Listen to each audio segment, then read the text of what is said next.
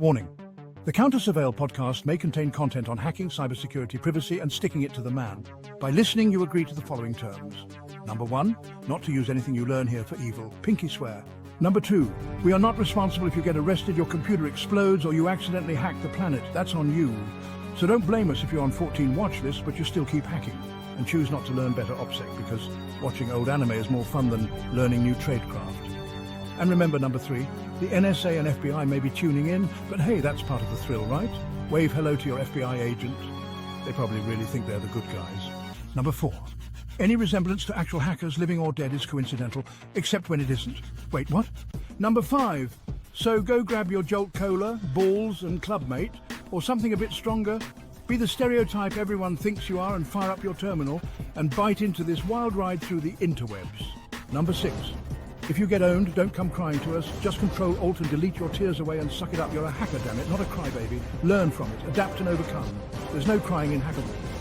So remember what the elders of the internet once said. The consequences will never be the same. Just don't blame us if you end up on a government watch list. Number 7, if we share first-person tales of daring hacks and cybercrime, it's for dramatic effect. We're storytellers, not criminals, allegedly. Number 8, our reward is basking in the glow of our screens and the satisfaction of a job well done. And stickers, those are like currency. We won't hawk whereas here, but if we like a tool or site, we may talk about it. Nothing is monetized. Also, screw those VPN ads every YouTuber has nowadays. You should all know better than to sell snake oil. Number 9, any clever puns dropped by Alt key that make you chuckle? Let's be real. Havoc thought of them first. He's just letting her have this one. What a guy. Careful, your internalized misogyny is showing. Number 10, happy hacking, folks. And remember, the only thing more secure than a password and YubiKey with a side channel vulnerability is a tinfoil hat. Trust us, we've tried both. Sledge looks most at home in the hat. This podcast may contain references to long-forgotten memes and internet culture references that were not funny the first time around, but will become so ironically eventually if you don't get the joke. Just smile and nod like you're at a party. All your base belong to us, but we still might not make any money off this podcast. We do this simply because it's fun. It's a labor of love, or at least a labor of elite hacker skills and intentionally bad AI-generated intros. Welcome to Counter-Surveil noobs, and lamers are just as welcome as elite hackers with 0 days under their belts and little else. Put on your black hoodies and prepare to jack in instead of off. It's about to get seriously cyber up in here. Remember, it's all just a story. Wink, wink. Hello, and welcome to the Counter-Surveil podcast. I really need to shorten that intro. Drew, RedShift Porter is here with us this wonderful cast, and we're going to be talking with him a little bit about starting a cybersecurity consultancy, the do's, the don'ts, and related questions. So first off, let me put the slide deck up here. It's already up. Excellent. And Drew, welcome. So here's the structure we're going to try and go for here for this cast. We will likely deviate, but, you know, trying to stay on track. So who is Drew Porter, you may be asking out there?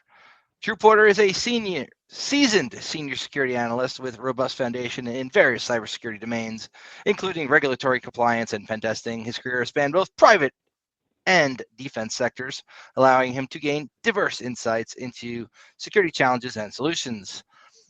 Key roles in cybersecurity. He has held pivotal roles, including that of a mobile security exploit engineer, worked with a notable firm, Bishop Fox, has his own company now called... Drew, what's your company called? I didn't know that was my part. Sorry. It's Red Mesa. And your pen test reports look like something out of Half-Life, which I think is pretty cool. I mean, the whole company's designed, the whole name's around Half-Life, right? So Black Mesa was already taken. Well, there you go. I think Red Mesa was actually an expansion project too. So yeah, it wasn't that great. We won't talk about that. So Drew's varied experience contributes to a well-rounded perspective on security threats and mitigation, and his contributions to the community. In addition to his corporate roles, he actively contributes to the cybersecurity community by organizing events and competitions such as Root the Box, fostering collaboration and innovation among security professionals. So, what did they season you with? Mostly salt and pepper. Good answer. Everyone would say ginger, but, you know, I thought that was too much of a cop out answer. Shoot, bait. All right. So, Drew, why don't you tell us a little bit about your background from your own perspective rather than what our AI tools are able to dig up on you? Yeah. Yeah. So my background, just like a normal nerd growing up, played around with computers. My family didn't really have a lot of money, so I had to go and do literal dumpster diving in some cases to get parts for computers and stuff like that. Eventually my parents were able to get a computer home that was paid for by GTE, because my dad had to go to like some computer class and they let him keep the computer. So that was fun. And then just started playing around with stuff. Mostly in my younger years, it was all radio focused. And then that led into a career in exploit development against mobile devices, as well as anything that was communications based. So my role primarily was finding ODAs in like satellite communication platforms, mobile devices, TVs, and stuff like that. And then that was at the research lab. I left the research lab. Yeah, then I started working for Bishop Fox, and they were called Stock and Lou back then. And they were doing some cool stuff. They were really small at that time compared to where they are now. They're huge compared to where they were. They were still working out of the house. Yeah, I remember the house.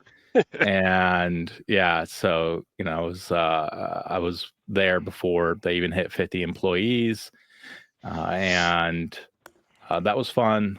Then I became a security executive. Then I got fired as a security executive.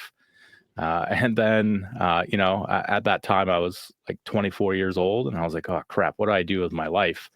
Right. I thought I had the dream role, and now I just got fired from it, for not being a team player, as it was worded. But they gave me a check, so that was pretty cool. So I called my mentor, and actually, I called someone. He wasn't my mentor at that time. I called up a person and who was extremely successful in business, and I was like, "Hey, my name's Drew. We met at this one time, and I want you to be my mentor." And he was like, "No," and I was just like, "I don't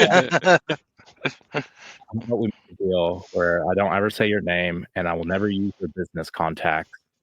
Um, I just want your advice on business." And he was just like, "Okay, yeah, sure, we'll do that." So that's been our agreement, and he helps me with certain things, and help me, kind of guide me to where I'm at today. Though he strongly disagrees where I should have gone. Red Mesa, when it first started, so after I got fired, I took 6 weeks off. Um, Actually, I started Red Mesa right away, but then I didn't do anything for 6 weeks except buy every IoT device I could find on Amazon and start hacking them.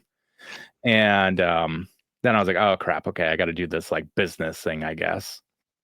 And so Red Mesa first started out as a software company for 1 week.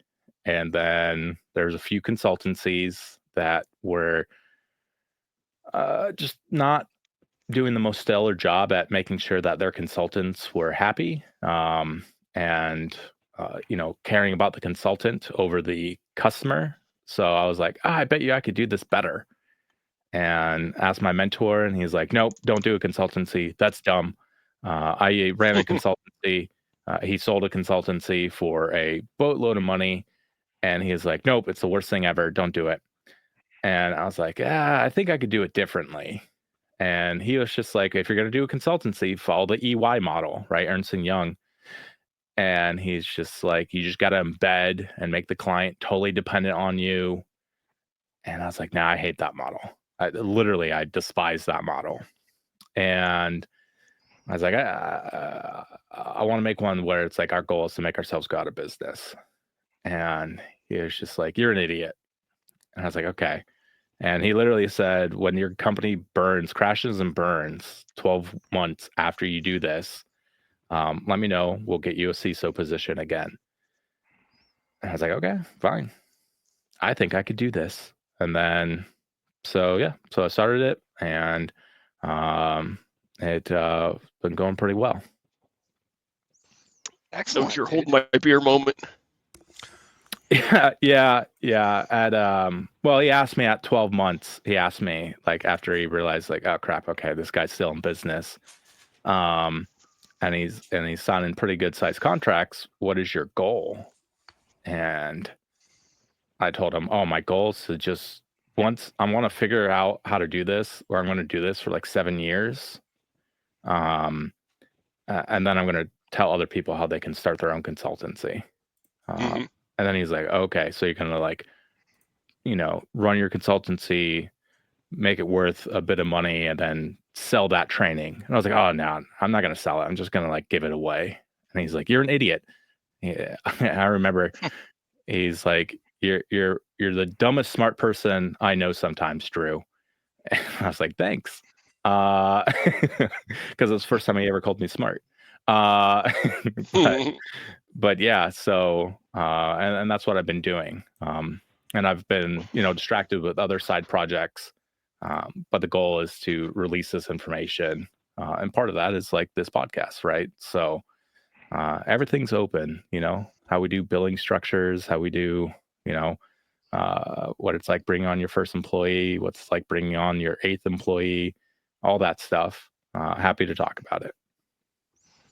Excellent. Cool. Yeah, we certainly got a lot of questions for you. Yeah. The moment kind of so passed the by, co- but I was going to say, I was trying to dig up that picture of you standing in front of it's at the Bishop Box. It's the original 20 or 50, I can't remember, people. And you really do look young. I just wanted to put that out there. You look like a kid. You're like, is that Drew?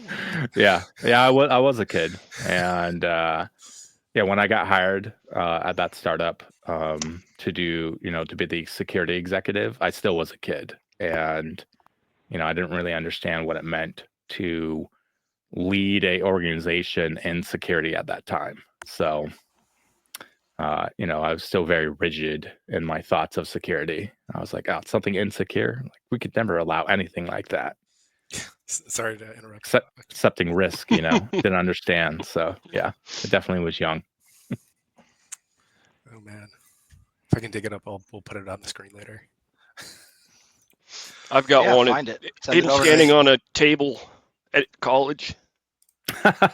Was I in the suit? Yeah, and you're doing something with the Ethernet cables. Yeah, that was for Root the Box when we used to run that at UAT. Speaking of Bishop Fox. So what inspired you, man, to get into cybersecurity? Like, and did those experiences shape your approach to starting out and like working within this industry? Yeah. So I didn't know like hacking was a job that you could do until one day I was in high school. I was in 10th grade, and my uncle, who I know worked with the government at some capacity, but I didn't really know what he did. He had lunch with me, and I never see my uncle. He lived in a different state. He's always traveling around the world for our government. And I was just like, okay, cool. Yeah, let's have lunch. And, so he's like, hey, this hacking stuff that you do, like you can make a job out of it. And I was like, what? Hacking stuff? What are you talking about? Right? Like downplaying like this whole thing. And because I was worried because I'd never talked computers with him. So I was like very on edge when he was talking about that. And I remember the first thought that went through my head was just like, what does he know and how does he know it? So, I'm looking for black SUVs to pull up at that time and just arrest me or some dumb crap like that. And that's every time I talk to you. So I was like, what do you mean? What hacking stuff? And I've never heard him curse before, but he was like, don't play fucking dumb with me. And I was like, okay, yes, sir. He's like, seriously, like, if you don't get caught and you like keep on building up your skill set, you can do this for the government. And I was like, oh, okay, what does that mean? And then like we went through the whole process of like what that looks like, you know, getting a clearance, what's required with that. And you know, what's required, what type of skill sets I should be working on, what they're looking for, what they're not looking for. So it really shaped like where I was going with computers at that time. And I was like, okay, cool. And you know, in high school, I was trying to get a job with Booz Allen Hamilton. So what I used to do with my girlfriend at that time, who is now my wife, Booz Allen Hamilton would have like company events for their employees. So they'd have like company outings. And I would learn when those company outings were. And I would like just sneak into those company outings, pretending I was an employee of Booz Allen to meet the people that I was like interviewing with. And so Nice. That worked. Yeah, did it work? I never worked for Booz Allen, so no, it did not work. They did interview me for an internship. They passed on me for that internship. They hired someone else, who I then learned they fired. But like a week later, because he was a terrible candidate, I guess. And they did give me a call and they're like, hey, would you be interested in an internship? And I was like, I'm going to Arizona because you told me I didn't get it. So I'm going to go to a school over here. And the school I went to. Yeah, what's up? I've got a pin from Booz Allen, and after the Snowden things, I always go up to their table and be like, hey, it's a nice pin. It's the best thing from you guys that hasn't leaked yet. Yeah, I remember after the Snowden stuff, we would change our name tags at Black Hat to like Edward Snowden, and then we'd walk to the Booz Allen Hamilton booth. Is that who he worked for? Yeah. Okay. I was about to say I won one of their hacking challenges they throw and got an opportunity to interview, didn't take it, tried to do it later, and yeah, they passed. Yeah. So, you know, I was bummed I didn't get the internship. But at the same time, I met tons of my friends because I didn't get that internship. I was able to go to a different school I didn't even know existed called UAT. My same uncle was like, hey, you should go to this school. And I was like, this school looks like a joke. This school looks like the ITT Tech of dumb game design. And he was like, yeah, whatever, man. If you go to the school, you're going to get a guaranteed job with one of the agencies. And I didn't believe him. I was like, oh, I don't know. He hasn't led me wrong so far. So, you know, I applied and I got in. I don't know if they actually deny anyone from getting in at UAT. But I got in, and that's where I met people like Steve and stuff like that. So that kind of really shaped where I was going. Any other cool people while you were there? Any other cool people? Well, there was an incident, right? No. Steve's the only cool guy. That's right. Good answer. Yeah, I met lots of cool people, right? My whole life started at that school from all the connections we made. Yeah. What's the first? Yeah, I think we all. I mean, lots of us still stay connected, right? Yeah, the majority. Literally on a weekly basis, we're all in a chat group, and we just share memes and bitch about security. True. What was your first interaction at that school with the FBI? No.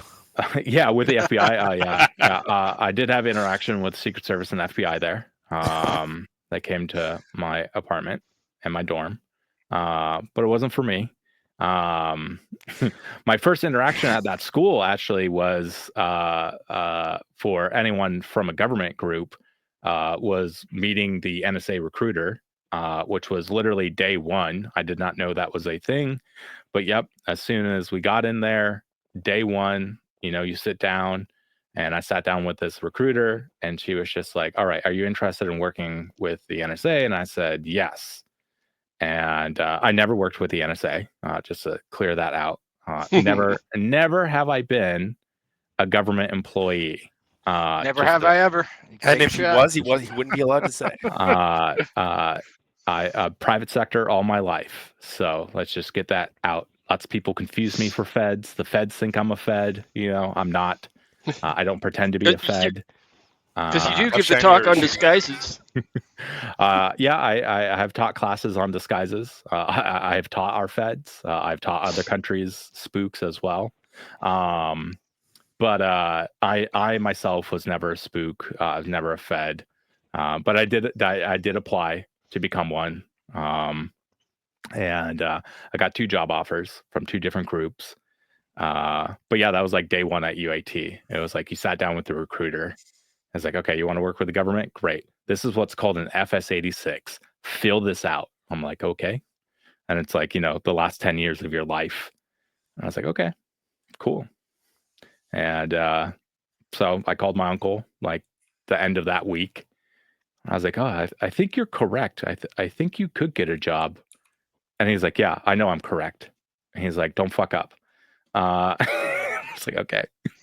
So yeah, that's that was like early life going into transitioning into security, learning it was a job, right? Because like at my high school, they didn't really talk about security as a job, right? I didn't even want to go to college. The only reason why I went to college is because my girlfriend, who is now my wife, at that time in high school was like, I'm not going to date you if you don't go to college. I was like, okay. So I went to a junior college for like my first 2 years, right? That's one heck of an ultimatum. Yeah.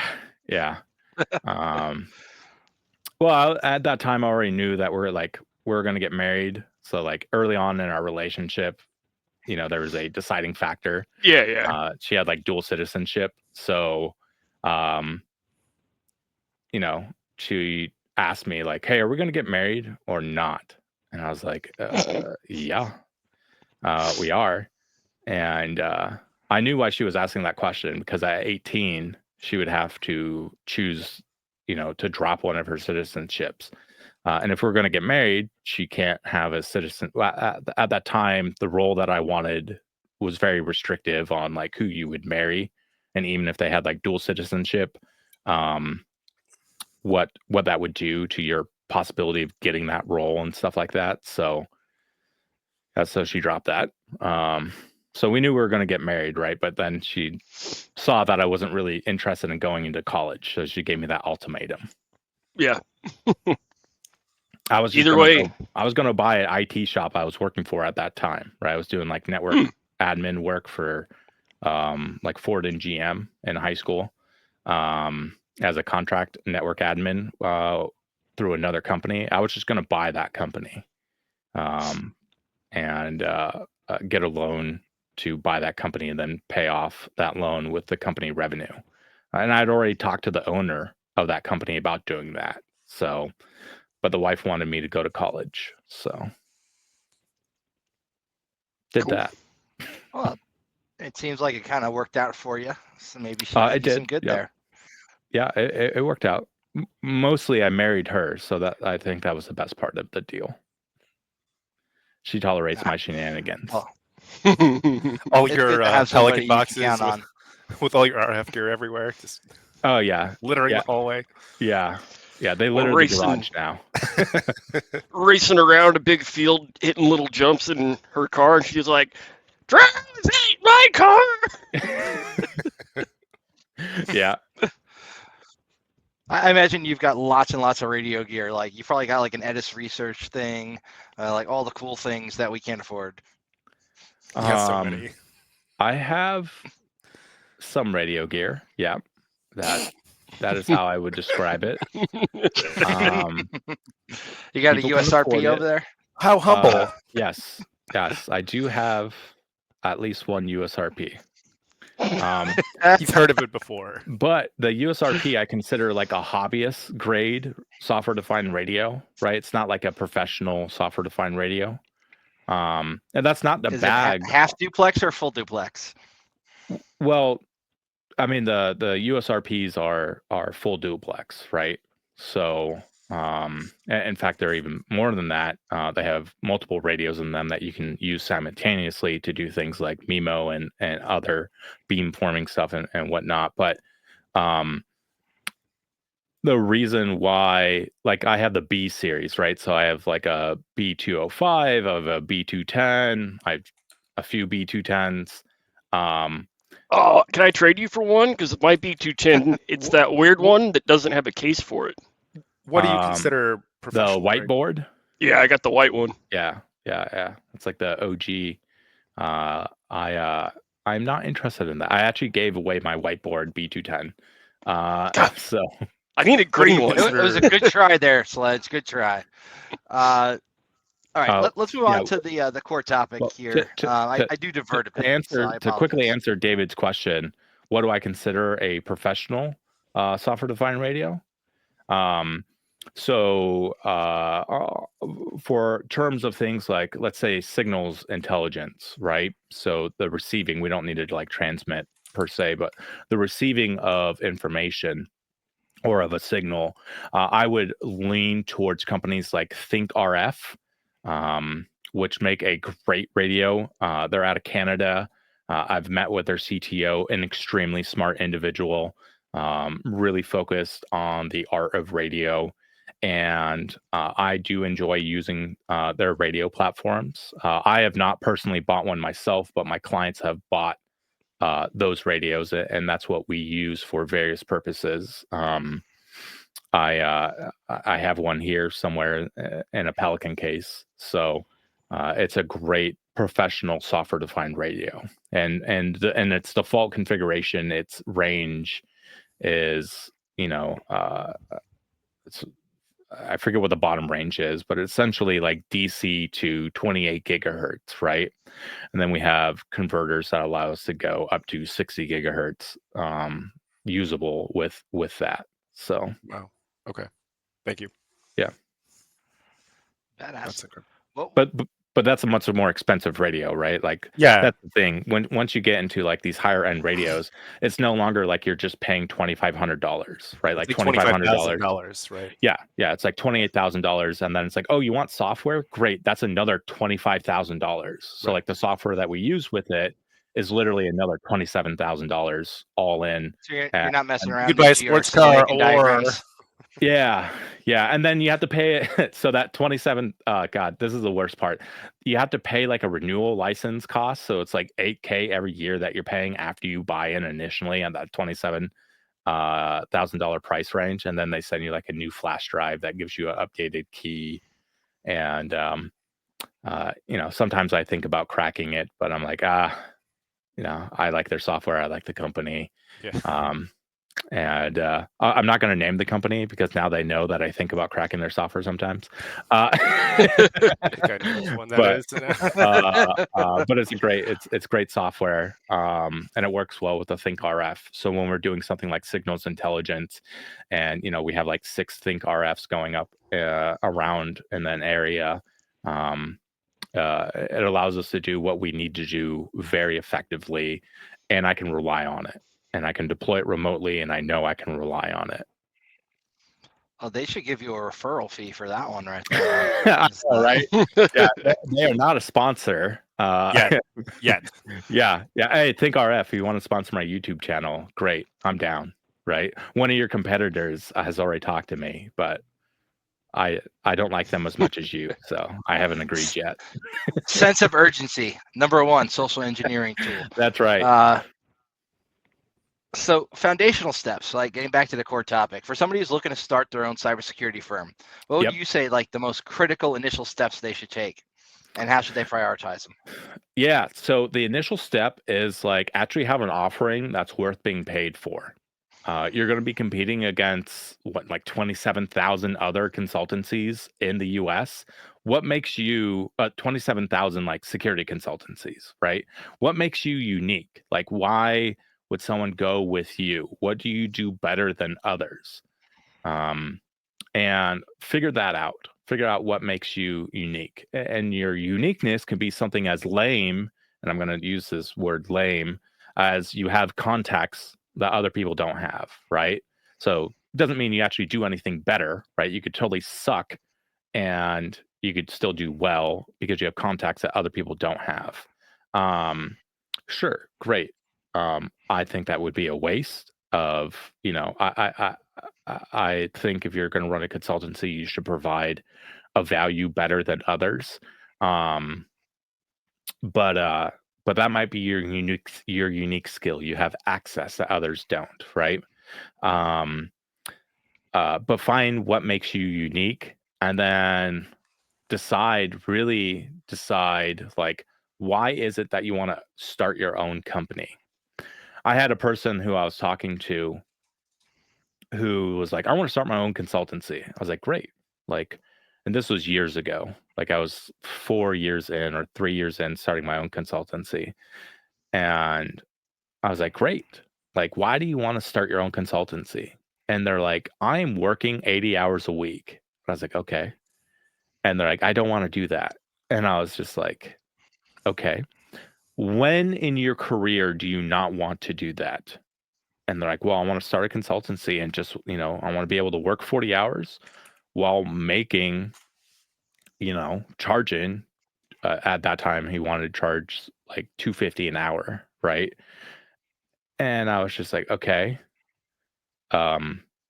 right. Yeah, don't open up a company. This is not for you. And he was like, well, why not? And I was just like, do you have a lot of money to like start your company right now? And he's like, no, I don't, which is fine. You don't need a lot of money. I didn't have a lot of money when I started mine. But he was very much like, yeah, I don't have a lot of money and I want to work 40 hours a week. Don't do it. If that is your motivation, don't do it at all.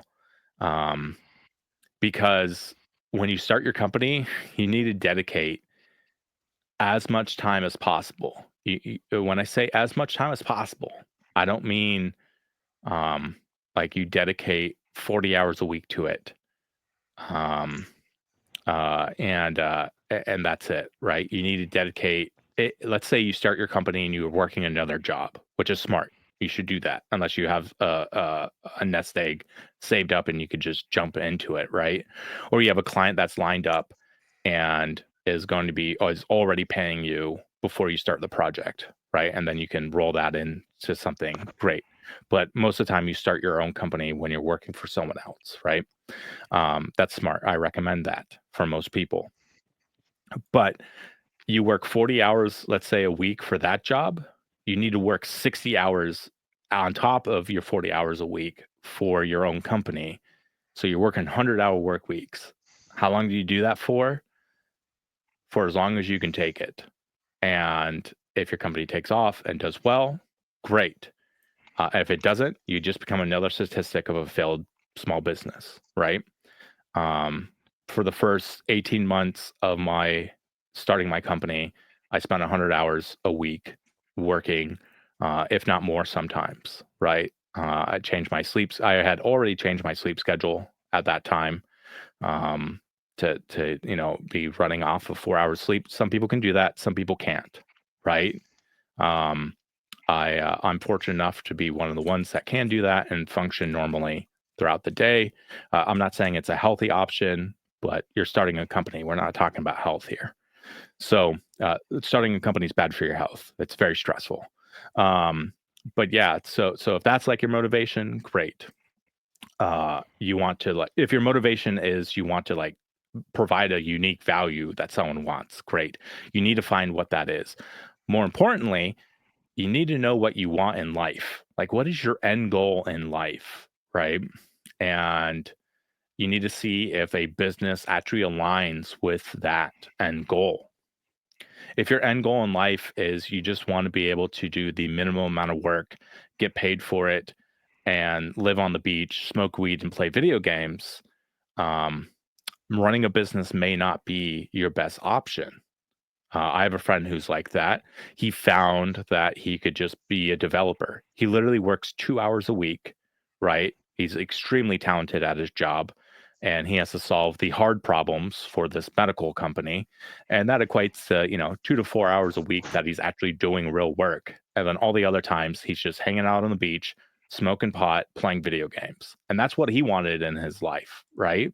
Running a company would not be for him. When you want to run a company, right, it's because you're wanting to make generational changes in your financial status, maybe not for you, but for your kids or your grandkids and stuff like that, right? Like that was one of my reasons for starting a company was there's two reasons why I wanted to start a company. I wanted to, I like dabbling around with like business ideas and like trying them out in the real world and seeing what works and what fails, right? Um, but that is not the best idea for most people because most people they like rely on their paychecks, right? If like at that time, if my company were to blow up, I literally knew that I could make a phone call and get a job in like that same day, right? So I kind of had that safety net planned out already. Um, but if you want to, you know, change, you know, maybe you grew up poor or you grew up on right on that poor level, which is where I grew up, but I wanted to be able to take care of like my family and some of my very, very close friends financially, great. Like that's a good life mission. Starting a business might be the right role for you, right? Doesn't mean that you have to start a business to do that, but that might be the right way. So figuring out what you add uniquely and then figuring out if starting a company aligns with your end life goal is really where I would start when it comes to starting a company. Because starting a company is not hard. Everyone's just like, oh, you got to do all this planning. No, you don't. You go to LegalZoom, okay? You start a company. You could even start it in the state that you're in. We don't have to get fancy. You don't have to start a business in Delaware or Wyoming or Nevada, right? You don't need to open up something and Cook Island or going overseas or doing anything crazy like that. You can go to LegalZoom. Again, not a sponsor. This is just an example. Pay $500, start your company outside if you're not in New York or California because they charge more. But start your company and you'll get a little paper. You'll get a little folder from LegalZoom. You'll get your EIN, which is your tax ID for the company. And then they'll be like, congratulations, you started a company, right? That's all it takes. It takes 30 minutes and $500. And then you get like a little binder right here, actually.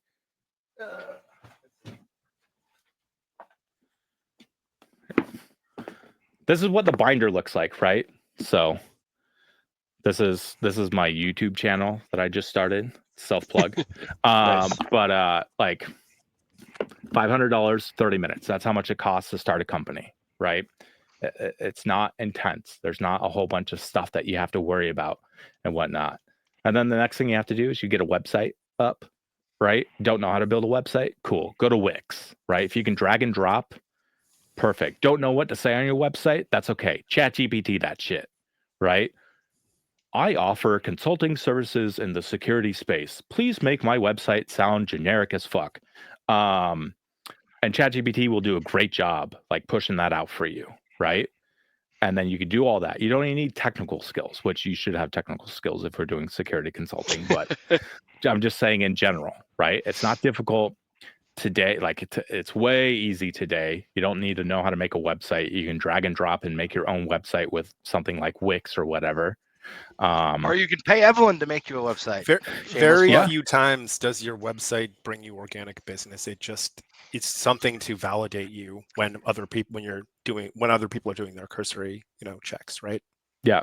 I actually had someone that I know who was wanting to be a new client look at my website and they're like, there's not a lot of information on this website. There used to be a lot more information. I was like, you're right, there was. I hated that. So like, I have my website is extremely bare.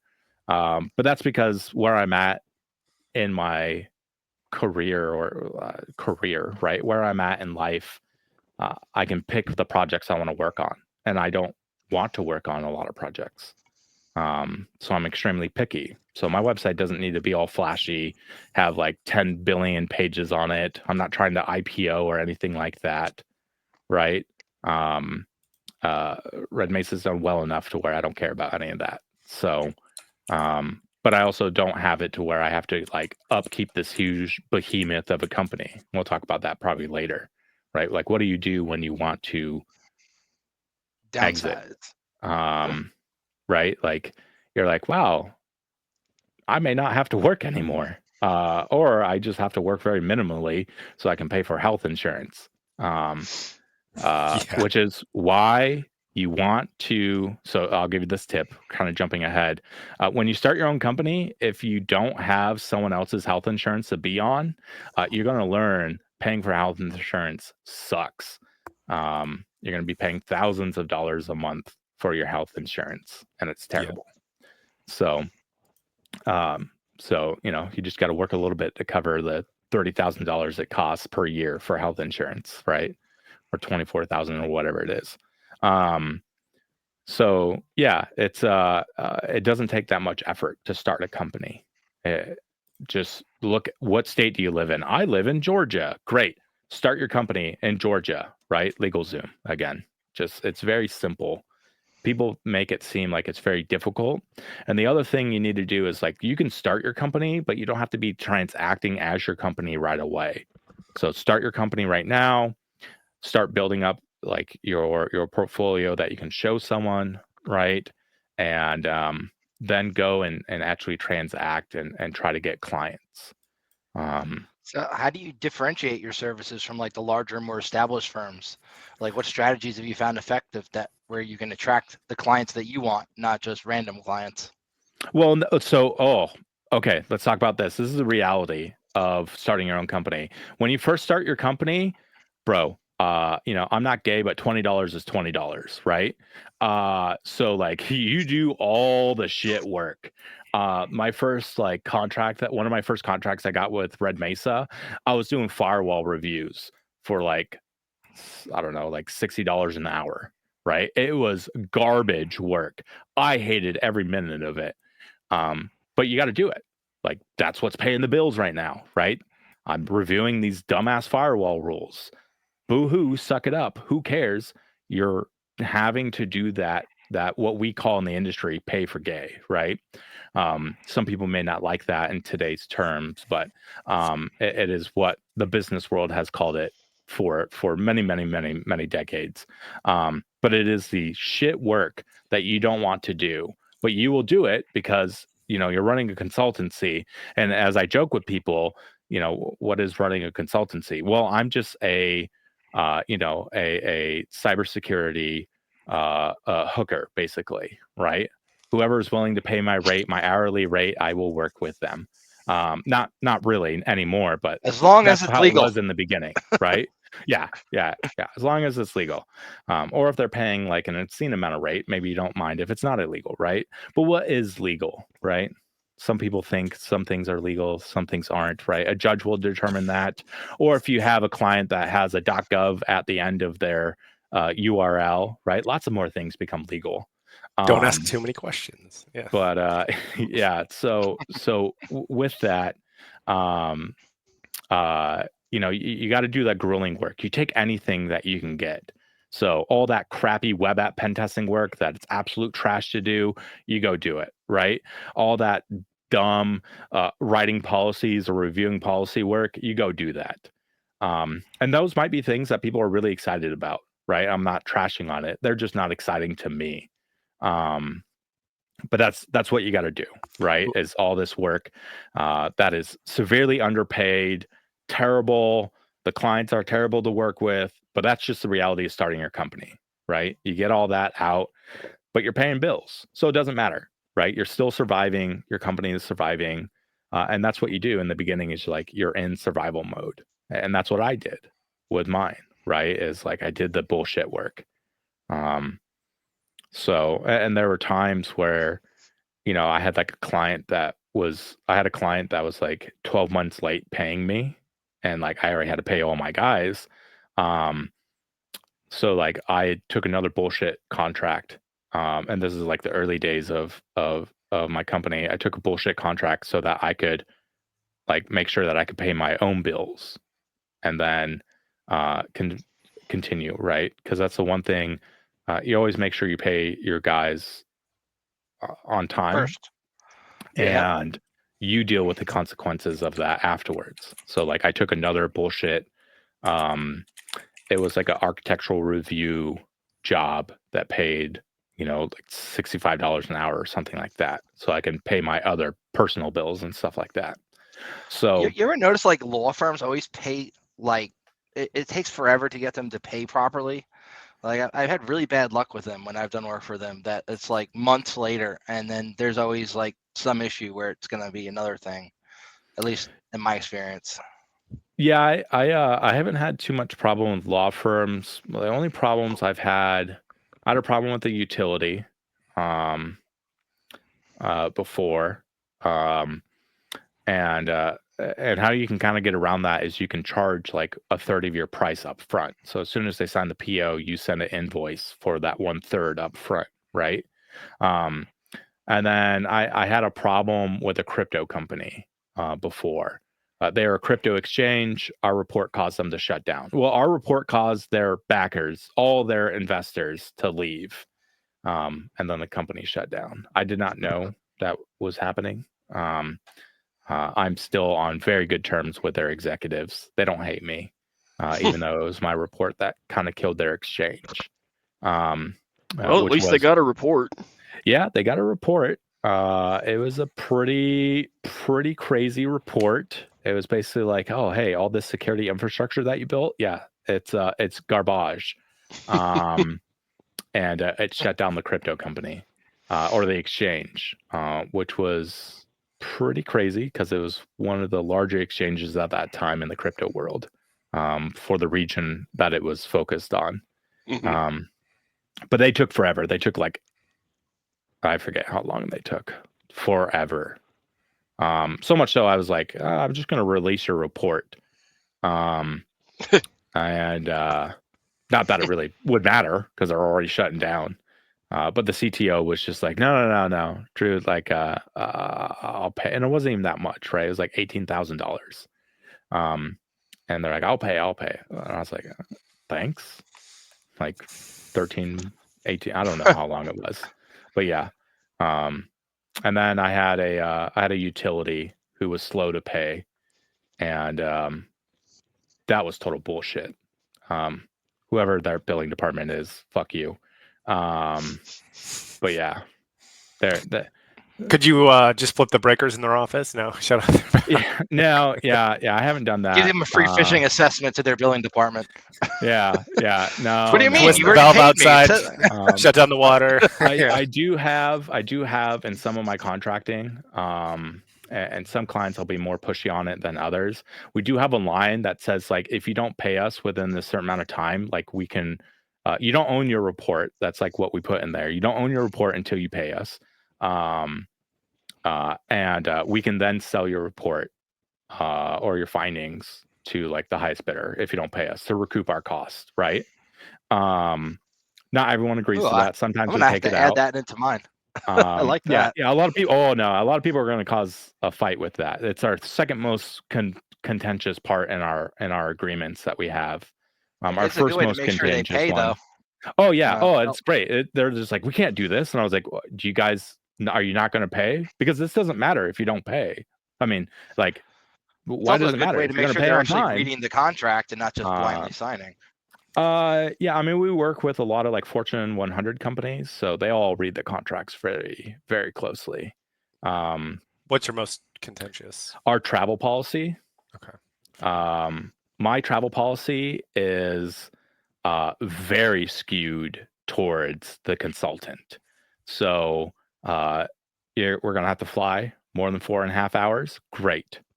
First class or overseas business class, right? We choose the hotel that's most convenient to us. We will choose the mode of transportation that's most convenient for us. And yeah, if you want us to, if you do not want for us to take a direct flight to there, because there was one client there just like, well, we don't pay for direct flights. I was just like, that's totally fine. Like, I get that. I will bill you for every hour that I start traveling and any of my consultants that start traveling. So the second we walk out that door to start traveling to your site, we're billing you for it. And they agreed to that. I was like, okay. And then they got a travel bill for like $20,000. And they're like, what the hell? And I was like, you agreed to it. Like, and they changed it. They allowed direct flights after that project. We had to change the MSA, Master Service Agreement, and all that stuff. And they agreed to our travel policy. So that's the most contentious thing. In fact, my first big client, I remember, was my first six-figure fix at that time, what I considered a big project, but it was my first like six-figure project, right?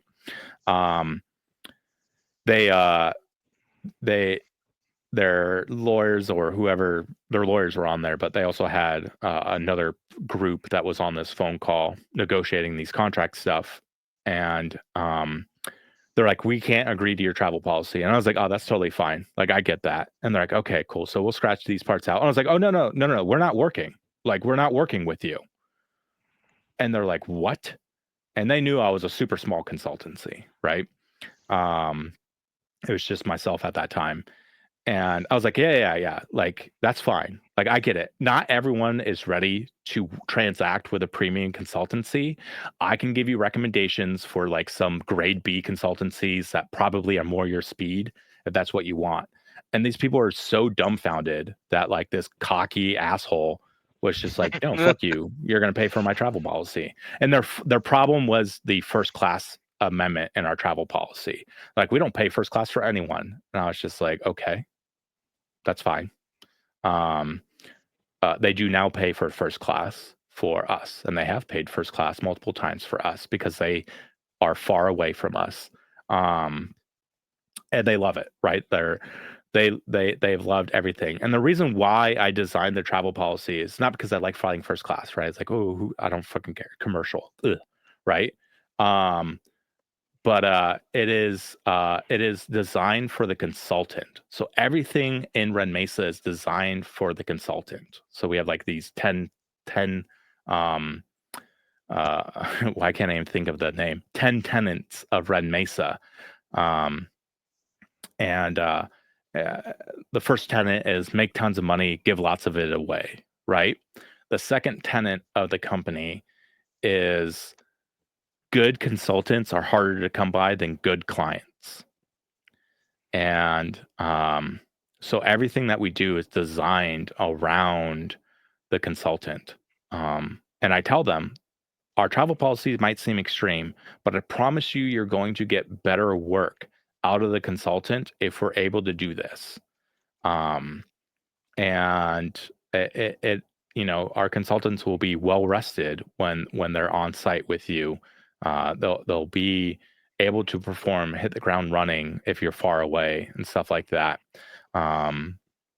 There's not going to be any like lag time. You're not going to have a overworked, overstressed consultant working on your project.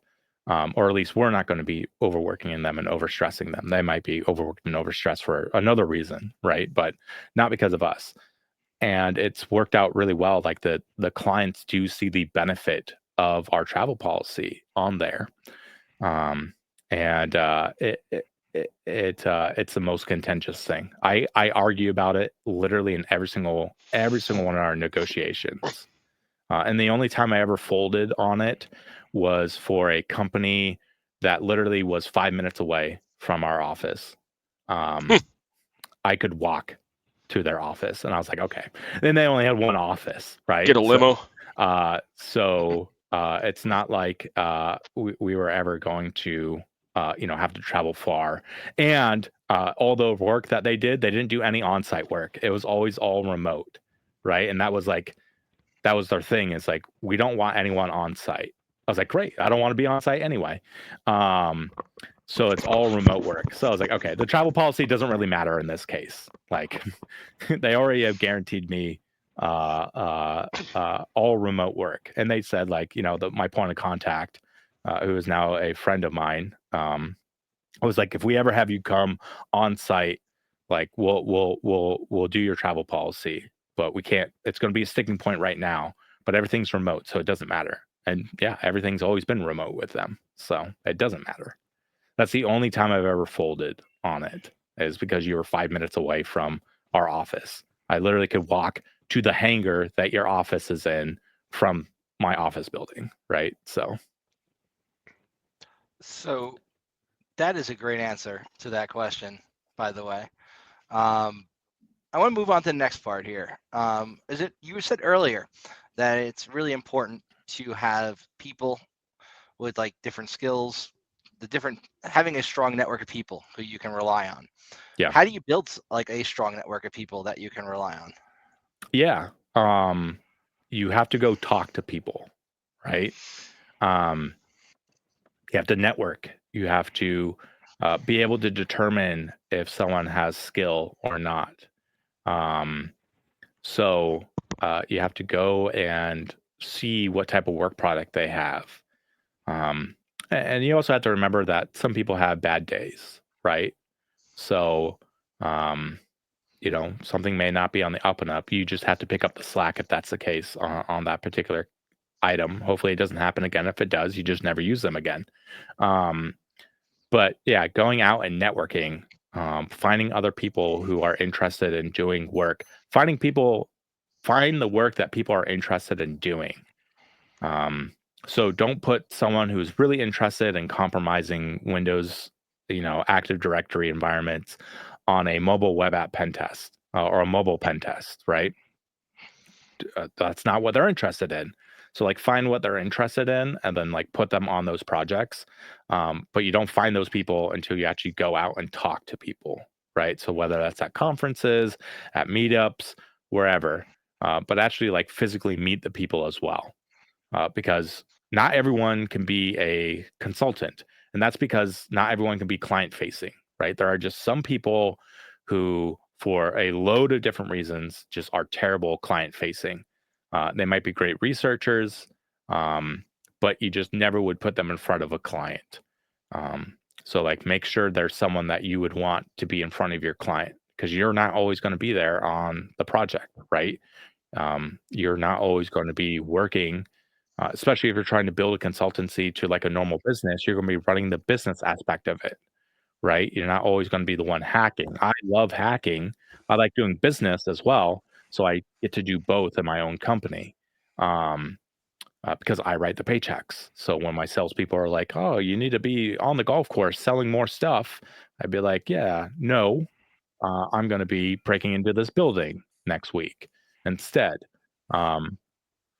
And so what you need to like know, because if you're building a traditional company, there's going to be a time where you're no longer interfacing with the client at all, right? And there was a time at Red Mesa where I wasn't talking to the client at all, right? Like I'd be on maybe a kickoff call, or maybe I'd pop in for 20 minutes at like an outbrief, but I had a PM or the consultants like dealing with all the other stuff, right?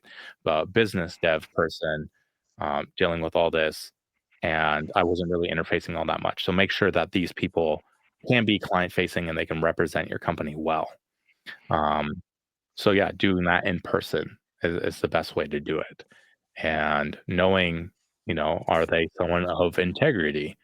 Can you count on them? Stuff like that. That's what you need to like really look for. But that's all done building that network. It's done in person, going to conferences, working with people throughout the industry, hanging out with them outside of the workspace. So yeah. Very well put, man. When it comes to like finding these kind of people who you can rely on, who have integrity, who are not going to embarrass you in front of a client, do you think just spending time with somebody in person and hanging out with them and maybe then interacting with them online is usually going to be enough to kind of ensure that you've got a good enough feel for a person? Or have you ever come across maybe a consultant who looked like they'd be great on paper? You spent some time interacting with them, and then when you sent them out into the field, they were not as talented when it came to maybe some of the social aspects of having to interact with people, maybe on an in-person pen test, for example, having social anxiety they hadn't told you about before, or choking up when it came time to implement a plan where they're doing a physical engagement on like a building. Have you ever like run into that kind of scenario? Yeah. On the physical side, no. On the general consulting side, yes. Which is why I also add a step of talk to other people that have worked with them beforehand, right? Um, at the very beginning, I wasn't doing that, but now I do that, where I talk to other people that have seen their work product. before. So that's how you can do it, is you talk to other people that you trust in the industry that knows this person and has worked with them before, and they could tell you the quirks of the people, right? I had someone, the best web app hacker I ever knew in my life, super talented on the technical side. What did he sucked at? He sucked at like time management and keeping his eye on the ball. So I just had to take more of a PM type role when I'm working on projects with him, right? Be like, hey, you know, you don't need to go to the micromanage point of it, but just being like, hey, these are tasks for today. These are what we're looking to get done. Let me know when you get done with them today, and I'll give you the new task for tomorrow. And so being more up on them, right? And I was fine with doing that because they just absolutely ripped through web apps. And Your typical web app sec guy, just like really only into web apps, nothing else, like app sec sexual, and yeah, all I do is yeah. web apps. Yeah, I mean the guy was so good that like Google was coming to him for like advice on certain things, right? Like all the time. They'd be like, "We want to hire you," and he'd always be like, "I don't want to work for you." That was a good call on his part.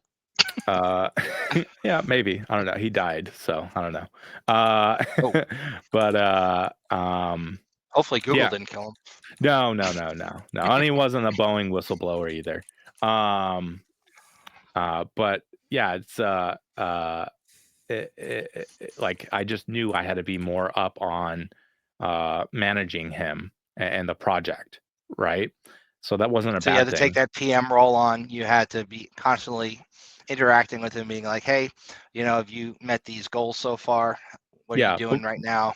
before I had a PM, like I would have to PM with them, and mostly even my PM, that I have, the PM actually more PMs me than the consultants. Though he'll PM the consultants as well.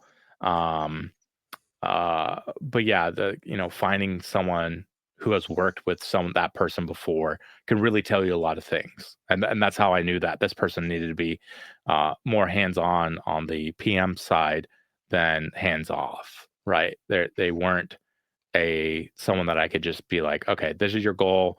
You have 3 weeks to do this project. Like, let me know when you're done, type of thing. Right? And I do have consultants that are like that. That where I can just be like, here you go, whatever. You got 3 weeks And to you do this know that project. you don't really need to manage them because they're able to self-manage, whereas other people kind of need that bit of what are you doing? Right. How's it coming along? And I wouldn't know that if I didn't talk to someone that they've worked with beforehand. So, Right. yep. But yeah, I have So ran on that. On the physical side, I have not ran on that though, because I am there are certain characteristics that I look for on someone that's going to be doing physical entry. And I'm extremely picky on like what those people are. So I haven't ran on that, but I have ran it on the digital side, right? Because once we break into the the building, kind of guy who's got a belt that's got an under the door tool built into it, like that kind of guy, it's not going to F up on a physical. no, because they could still, just because you could buy a toy, right, or just because you make something doesn't mean that you're going to do well on a physical, especially the physicals that we're doing, which are way higher end than that, right? Like where I was just doing a physical where if you didn't do a successful under the door attack within a period of time, which these cameras, it was like 6 seconds, 6 or 7 seconds or something like that. They would pick up, they have this AI in them that would pick up that like, hey, someone is trying to make entry into this door, right? Wow. So you have to, just because someone can have an under the door tool in their belt doesn't mean that they can actually make entry fast enough, right? Or they may Hear not that, even Steve? look like they fit in. Yeah. They may not fit in the area that they're breaking into, right? So if we're breaking into a government facility, I need them to look like a government employee. I need them to act like it. I need them to know the lingo, the wording, or anything like that, right? As same as if they're breaking into a tech company, right, in Silicon Valley, they need to They know how to got to look and be able to act like a live their tech guy. pretext. Right. Um, but I'm also hypercritical on the skill sets that I want when someone is making physical entry. And there's So been what is times, the core skill set you're looking for outside of the knowledge of how to pick a lock, which honestly I don't think I've ever had to do on a physical, honestly. But yeah, like just your general, like what's the skill set you would look for? I want the person who I can show them a building and they know that they're confident they're going to make it entry, right? I want the person that looks at, a military base and they're just like, yeah, I know how I'm going to make entry in this. Like I got 7 ways to make entry into this military base right now. So there's been times where like I'll drive up to a building and it'll just be a random building. I'll be like, tell me how you're breaking into this building. Like, just give me your best guess, right? And I don't know how to break into that building either, right? I'm also doing my assessment at the same time.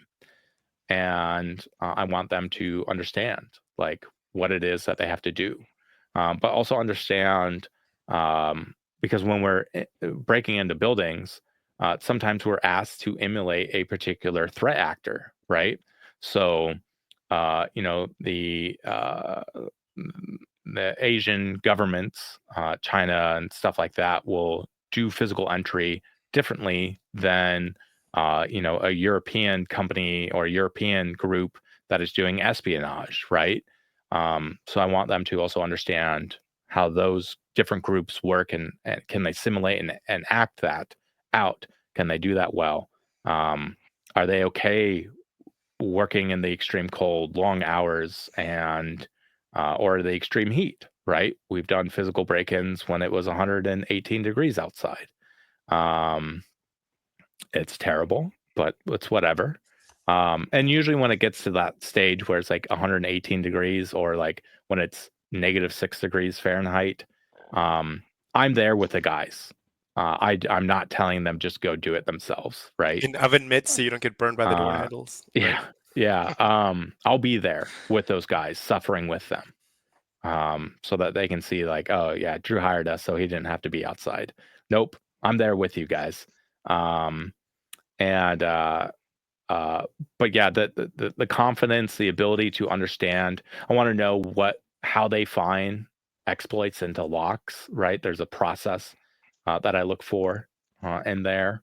So you're not just looking somebody who's going to rake it with a Bogota. You're looking for somebody who really knows their shit. Well, not just that. Yeah, because there are times where we're asked not to leave, like to leave the minimum amount of forensic evidence possible. So we can't rake, right? Because raking leaves a ton of forensic evidence inside the lock. So that won't work, right? I need you to know another way to get through this particular mechanism. And with our physicals, we don't rely on social engineering. So all our we'll have social engineering in there, and that we'll have to interface with people, but we don't rely on that as the primary method to get entry. Or if that's how we got initial access, we always go back and get another way to make entry into that place that requires zero interaction with people to show the weakness on the actual physical site instead of showing a weakness in personnel. Yeah, you're looking for a mindset, right? Or a particular like way of thinking. Like the guy has, a cutaway lock of the lock the client has on the door at his home, and he's figuring out how to bypass it, or what Yeah, that type of thing, right? like that's the level that they're looking for, right? Yeah. And they don't need to know that particular bypass. I'll teach them the bypass, right? But I want them to be developing their own bypasses, be able to find bypasses and locking systems, because they're going to have to be able to think on their feet while we're doing an engagement, especially in a commercial engagement where we don't have like a commercial red team project where we don't have unlimited time, or it's not like a long-term project, right? We might only have 2 weeks to be able to break into this 1 million square foot facility, and there's 6 different areas inside the facility that we need to get into, and that's a lot of stuff that we got to cover in 2 weeks.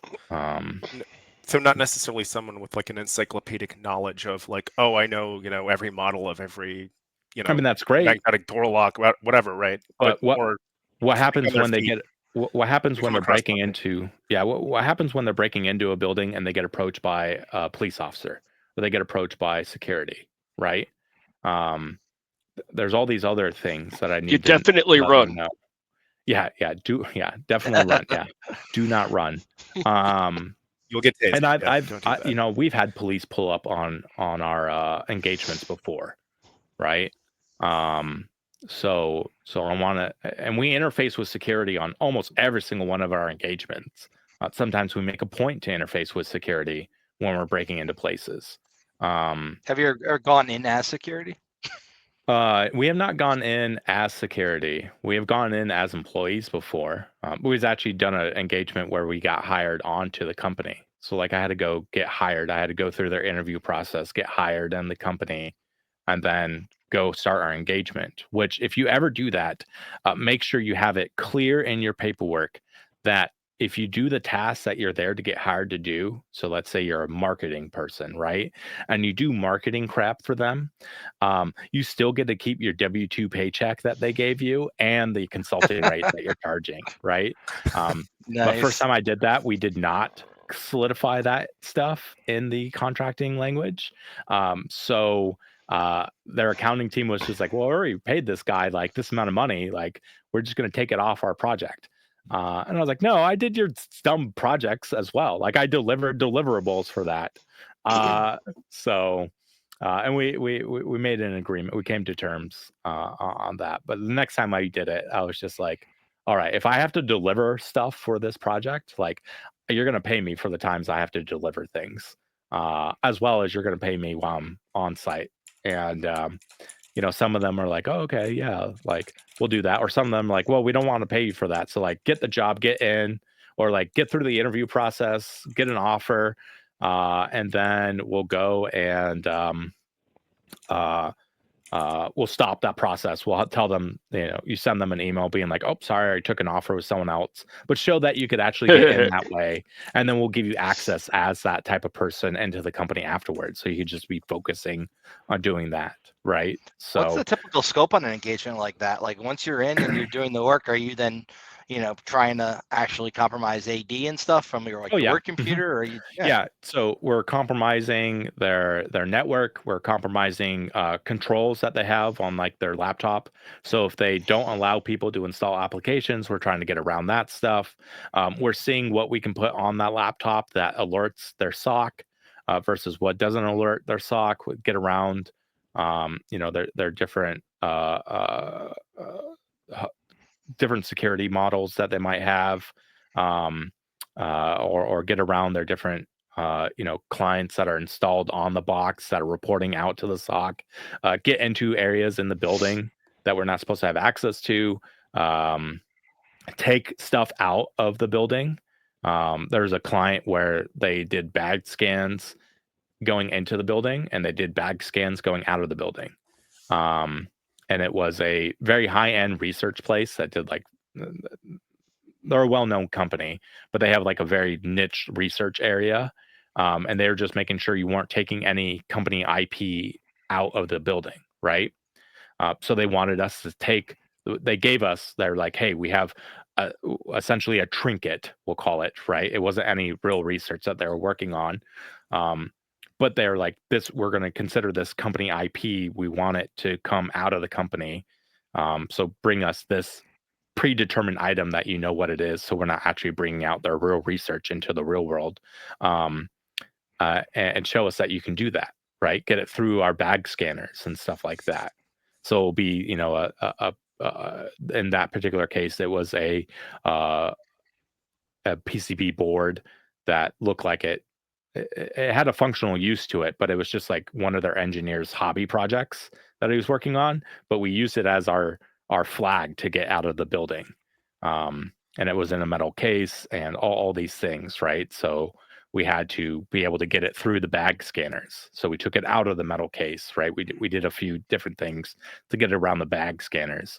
But that was like one of the scopes, is like be able to do that for the project. right? Be able to compromise it as an insider. And that's what they're looking for. And that's one of our specialties is compromising companies as an insider. Badass. I Um, didn't not even realize that was a service you offered. Pacer actually has some stuff you'd like to contribute here. well, no, I have a question for Drew. So Oh. one of the hardest things that I know a lot of people who try to start their own consultancy struggle with is hiring that first employee and maintaining sort of a client development. Like, how do you get when you're small, right? And you have maybe a handful of consistent clients. How do you build that? Like, how do you take that, transition that into the next stage? Yeah. So you're now hiring on your first employee. It depends on what like your first employee hire is going to be, right? Like my first hire was someone that do QA because I absolutely suck at writing English, right? So I need someone to be able to QA my reports. So that was like the first person I hired. And they're not client facing, but they're like looking at my reports. So that first thing, hiring your first employee is super stressful. And your first employee, all your employees usually take a while to hire, but especially your first employee, you really need to take a while to hire them. Do you work with them as a contractor first?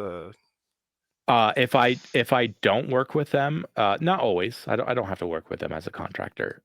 They have to have people that I know in the industry that have worked with them, right? Okay. So, um, I guess my question is more once you have the burden of now I have this ongoing expense and this burn rate. How do you sustain that if your consistent projects are kind of spread out and oh and then yeah, what you're talking about. So the phenomenon that David's talking about is called feast or famine, and it's like this cycle that you run through in a consultancy a lot of times if you're just providing exactly like penetration testing or IR or whatever services, right? And you don't have a product to tie to it or another offering that's not really focused on consulting. Um, how do you like make sure that you have the finances to support that during that feast and famine cycle? Um, and that's the scary part because there is no one right answer. There's no silver bullet for that, right? Um, what I did is when I had an employee, I had like half their salary, if not all their salary, saved up for that whole year already before I hired them, right? And that's how I did it, just because I'm super risk averse. That's not like the best way to always grow a business. And that's the thing. That's the other thing. Um, my experience for how to do this, like I could teach you how to take your cybersecurity consulting company to like 8 figures, but I don't know what it's like to run a 9 figure consultancy because I've never done it, right? I don't know how to teach you how to become a billionaire because I'm not a billionaire, right? So like I don't have all the answers on that. And the way I approach business worked for me and how like my risk schedule is set up. But it may not work for you and it may not be fast enough for you. So just remember that, right? Like I don't have all the answers. I can only tell you to like get to the stage that I got to. And I could tell you the mistakes I made along the way. But that's what I did. Like my first employee that I had, I had saved up money to make sure that I had the amount that I could bring on them for their salary, right? And there's other expenses that you have with employees because once you have employees, they want health benefits, right? And other things. So you got to like factor those into your items. And as a company, you have to pay at a minimum 50% of your employees' health benefits, right?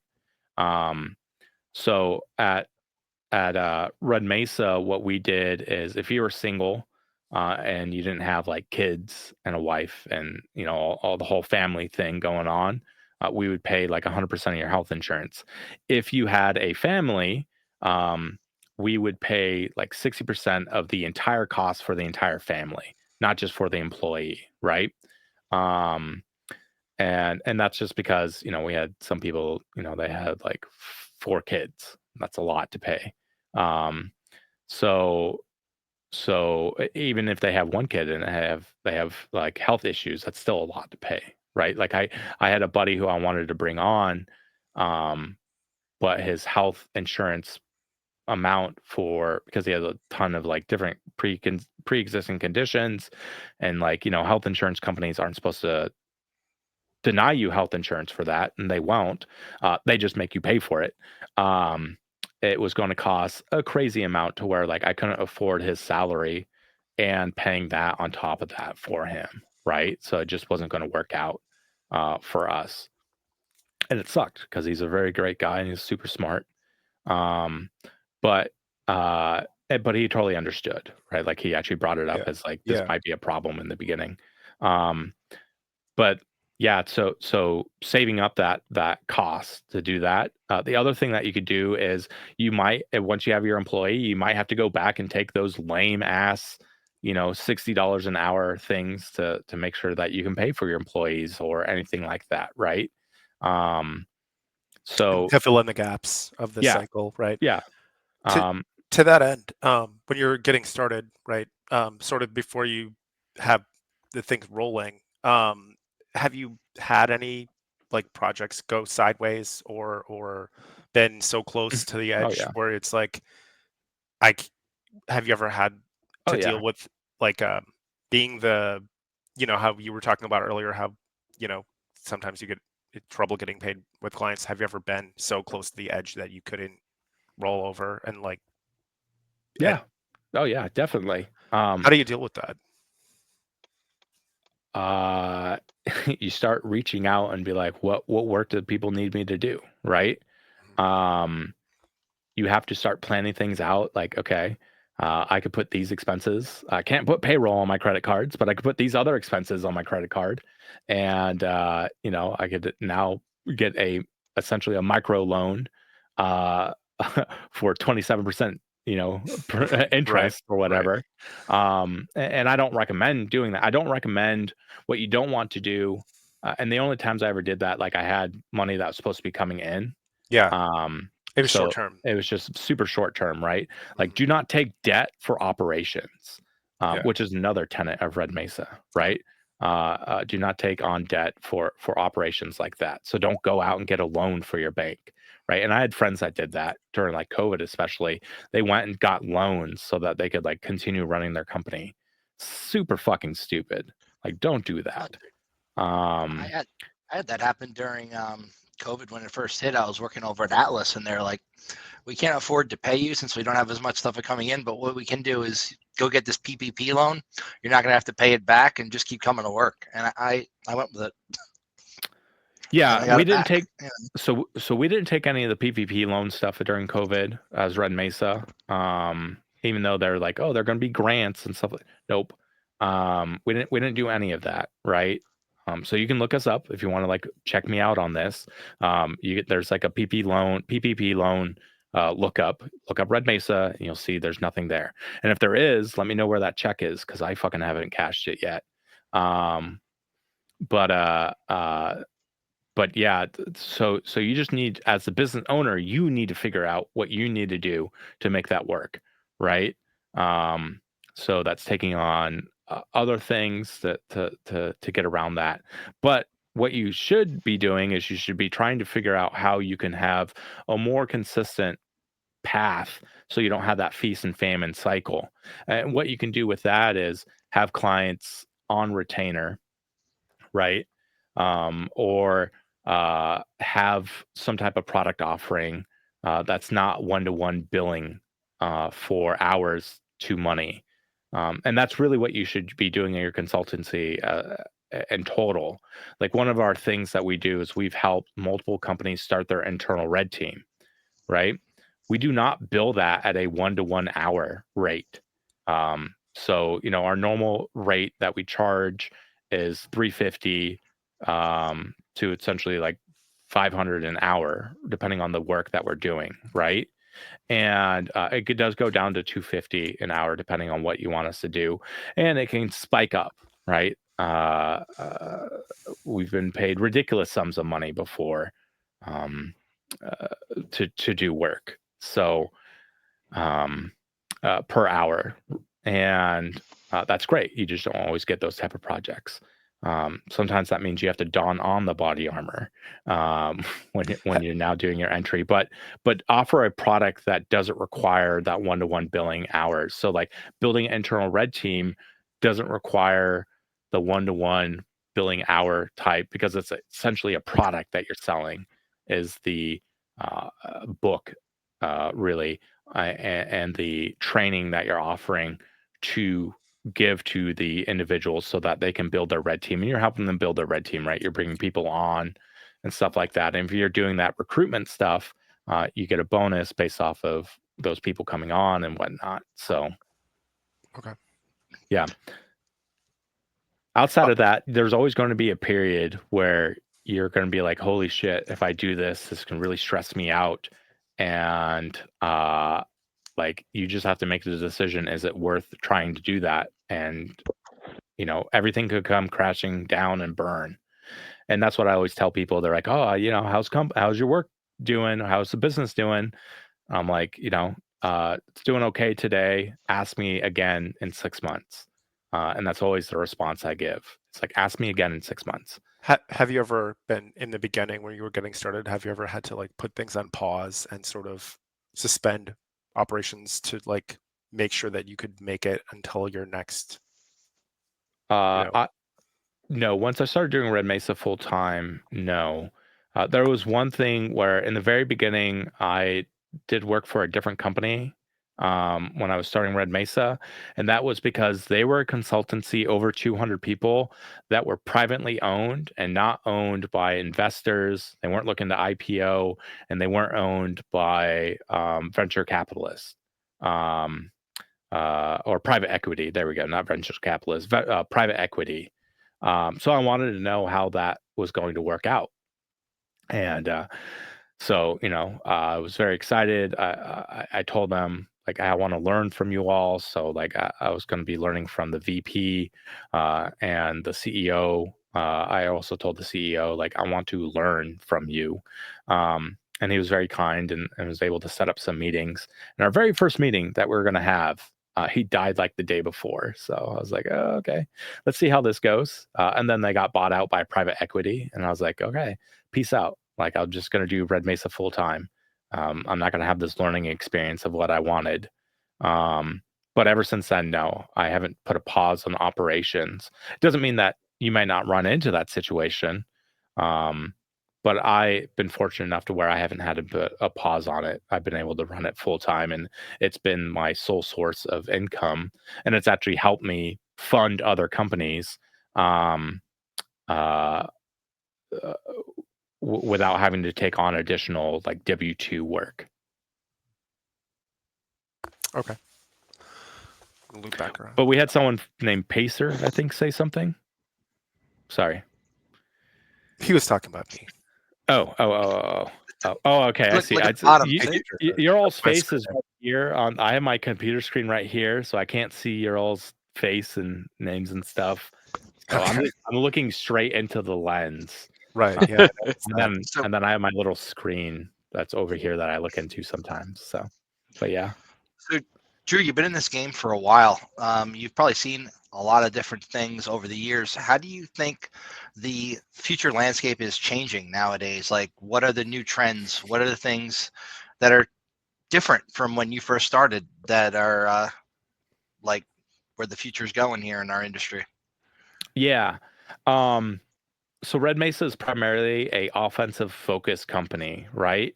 I would not necessarily start a consultancy focused just on that in today's age, right?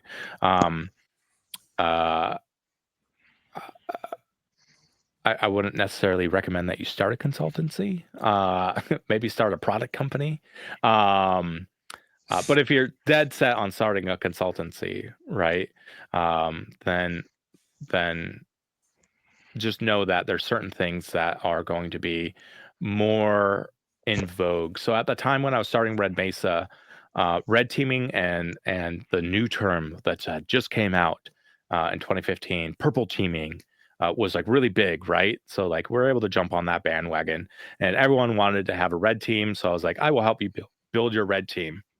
and we will charge you all the dollars for it, and you will have a successful red team. And we're able to do that, right? So we charge a lot of money to help a company start a red team, and help quite a few companies start a red team.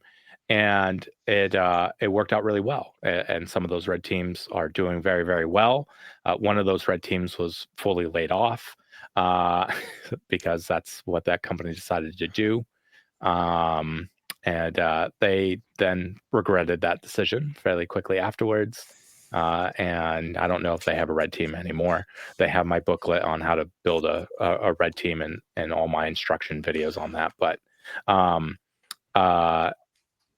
that was the end thing at that time. So I was able to really see that that's where the market was going, and I jumped onto that. If I were to do a consultancy today, IR, like I don't do any IR work right now because I don't like the idea of like wanting my clients to get hacked. Right. But like IR, oh my God, everyone's going to get hacked.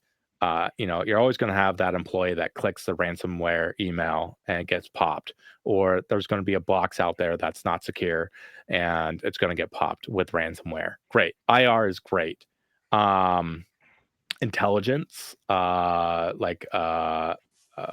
doing like not like real intelligence, right? Like you don't need to know the military movements of another country and provide that to a company. Doing like open source intelligence or like threat hunting as a service, like those would be good things, right? Pure pen testing, I don't think would be the route that I would go though. People want to learn how to defend more things. So if you can offer a consultancy that is actually doing the defending part, not like a don't open up like a MSSP, because that is a race to the bottom. And then that's the Yeah. other thing. Don't start a consultancy where they're in a race to the bottom right now. And that's kind of where like MSSPs or MSPs, that's where they've been at for a while. They're like a race to the bottom. They're like, how cheap can we get this service, right? Yeah. Don't do that, right? Get into a business where it is more of a higher end offering, right? Yeah. And because you don't want to do race to Differentiator, the bottom, premium. Yeah. right? Super premium, right?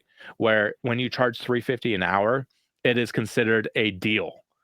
Which we have some clients that literally think us charging them $350 an hour is the steal of the century. And I was like, cool, right? I'm going to move you up to our next tier of payments, $500 an hour. And they're like, yeah, that's more in line with like what we're used to, right? And we're not big, so we're our initials aren't Ernst & Young or Deloitte, so we're not charging $1,000 an hour for a PM or to deliver a PowerPoint that actually does nothing to your organization, but you get happy that you paid for it. So I think I feel pretty good charging $350 to $500 an hour, and my clients also think they get a good value from that at that range as well. Now I'm extremely picky on the work that we're taking, right? So I'm not taking any work for any project anymore. So I feel good about that as well, because I get to have fun still. And the work that we do is very interesting, but it's not something I have to focus on 100% of the time. So yeah, find something. I don't know what the next like big thing was. I know it was red teaming at the time that I started Red Mesa, Right. and that's what I really wanted to focus on, is that the full spectrum red teaming, whether that's helping them build a red team, helping them build a purple team, or they already have a red team and they need integration with their SOC so they can have a purple team, really doing that, right? So Yeah. For the people watching this who are foolish enough to jump in and start a consultancy, do you have recommendations on how they can focus on like client development or getting new clients? That's a hard one, right? Yeah, Can so be. yeah, it definitely can be. If you have like a good reputation around yourself in the industry already, that's great. You can like transact with that. But like use your network that you have and start asking them like, hey, do you have any projects that you think like this is what we do really well? Give them your top 3 things that you do really well, things that you think you can do better than anyone else, right? So like I'll give you an example. I believe that I can do a physical engagement and with the people that I have, that I can use for physical engagement better than anyone else. I legitimately believe that we offer top in class entry for customers. And I can say that because, for a while I was training a lot of people. So I was the person they were learning entry from. But I feel like we could do that, and we have done it for very, very high end security places, right? Where you would think it would be very difficult to break in. I'm not saying we've broken into Fort Knox, but everyone uses Fort Knox as like as like the gold tier for like The gold security, right? standard, Yeah. ironically. Yeah. There's no gold in there. Not a Troy.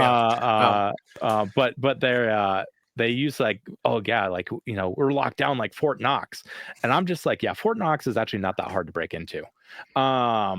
So I hope your security is a little bit better than that. And they're like, oh shit, okay. We've gotten into like some really high end places where other teams have failed before, and we just stomped all over that place. So I feel very confident. So if someone's just like, yo, what is your like number one thing where you feel like you can compete against other companies? And that is going to be our expertise on physical entry. But not just physical entry, being able to tell you what you actually need to do that makes sense, both business wise and cost wise, to alleviate the vulnerabilities that we do find in our testing, right? So go up to people and tell them like, hey, I'm looking for doing things in, RF exploit design or RF reverse engineering or whatever your thing is, right? Or I think we do the best at I think we're the best IR plan, and we can help you with business disaster recovery and business continuity, right? You're Well- just like, we're very experienced at that. We've helped companies move, like we've helped. This is not a service that we offer like to everyone, but we've helped companies move from areas that we know are going to be taken by war pretty quickly, and have them move literally out of country, and like all their employees out of country as well, right? That's not a standard offering that we give. So if you're going to call me to like, oh shit, we need that, like I'll probably say no. But like, tell them maybe that's your thing. Like I have a friend, that is his thing. He helps companies move out of country, right? Not like the US, like bad places that war is about to break out into, or good places that war are about to break out into. But like, go and offer those, talk to people and be like, this is what we do the best, right? How do you recommend approaching people? Like, what's the best time? Or do you just get them like at the end of a call, a business meeting, or do you approach them outside of work, like at a conference, or Yeah, you just everywhere. Everywhere. You're always Okay. selling, right? Once you Okay. start a company, like you're always selling, so it doesn't matter. So get them to refer you to other people they know who they're like, oh, we like you, you're good. Sure. Or man. just make them a new contact themselves, right? Like Okay. I remember I was flying from Phoenix to DC, and I was flying. I got upgraded for free to first class, so I was like, cool. I wasn't flying for a client, so they weren't paying for that, so I wasn't flying first class. And even if a client does pay for it, usually I don't take it up on it, because I just get free upgrades anyway a lot of times. But I got a free upgrade to that. I was talking to someone that worked for a utility that was going to DC to talk about some of the problems they're having with utilities. And I was like, no shit. I'm literally going to DC to brief members of Congress about our current state of national security when it comes to items around critical infrastructure. And my terms of critical infrastructure is not like CISA's terms of critical infrastructure, where they think if you are living and breathing, or if you are made out of concrete, you're considered critical infrastructure, right? I think critical infrastructure is critical infrastructure. So a warehouse is not critical infrastructure in my book, right? But it was for utilities. And I was like, damn, like I'm briefing members of Congress about this stuff right now. And he was a higher up in the company. He was EVP, so executive vice president in security, right? The CISO actually reported to him before, and then he was working with the CEO. That's how that company worked, or that particular place worked. I sold him on a project for that whole flight, but I didn't make it seem like a sales pitch. I was just like, so clearly you got some knowledge in this, right? And this is how I do it. If you want to know, there's two secrets of business that I have for you that I'll share. The first secret is never say no, right? And what I mean by that is you don't be the one that says no. Client wants you to do a web app pen test. Okay, cool. You don't really like doing web app pen tests. You can hire someone else to do that, right? But let's say you're just not interested in it at all. You don't tell them, no, we're not going to do that, right? You be like, okay, yeah. And then you charge double your rate, right? Let them be the ones that say no. Be like, no, we can't do that. I was like, okay, that's fine. Come back to me at a later time. Like the prices could be different, whatever. That's just our surge pricing for Q4, or whatever. You make up something about it. So don't be the one to say no, because sometimes you'll be like, oh, okay, you want me to be out there tomorrow? Cool. It's going to take you to book a private jet for me, and I'm going to charge you $30,000 a day, every day I'm on site, right? They're going to tell you no, right? Or you might think they tell you no, and then they're like, yes. And you're like, oh shit. Okay, well now I have to go figure that out.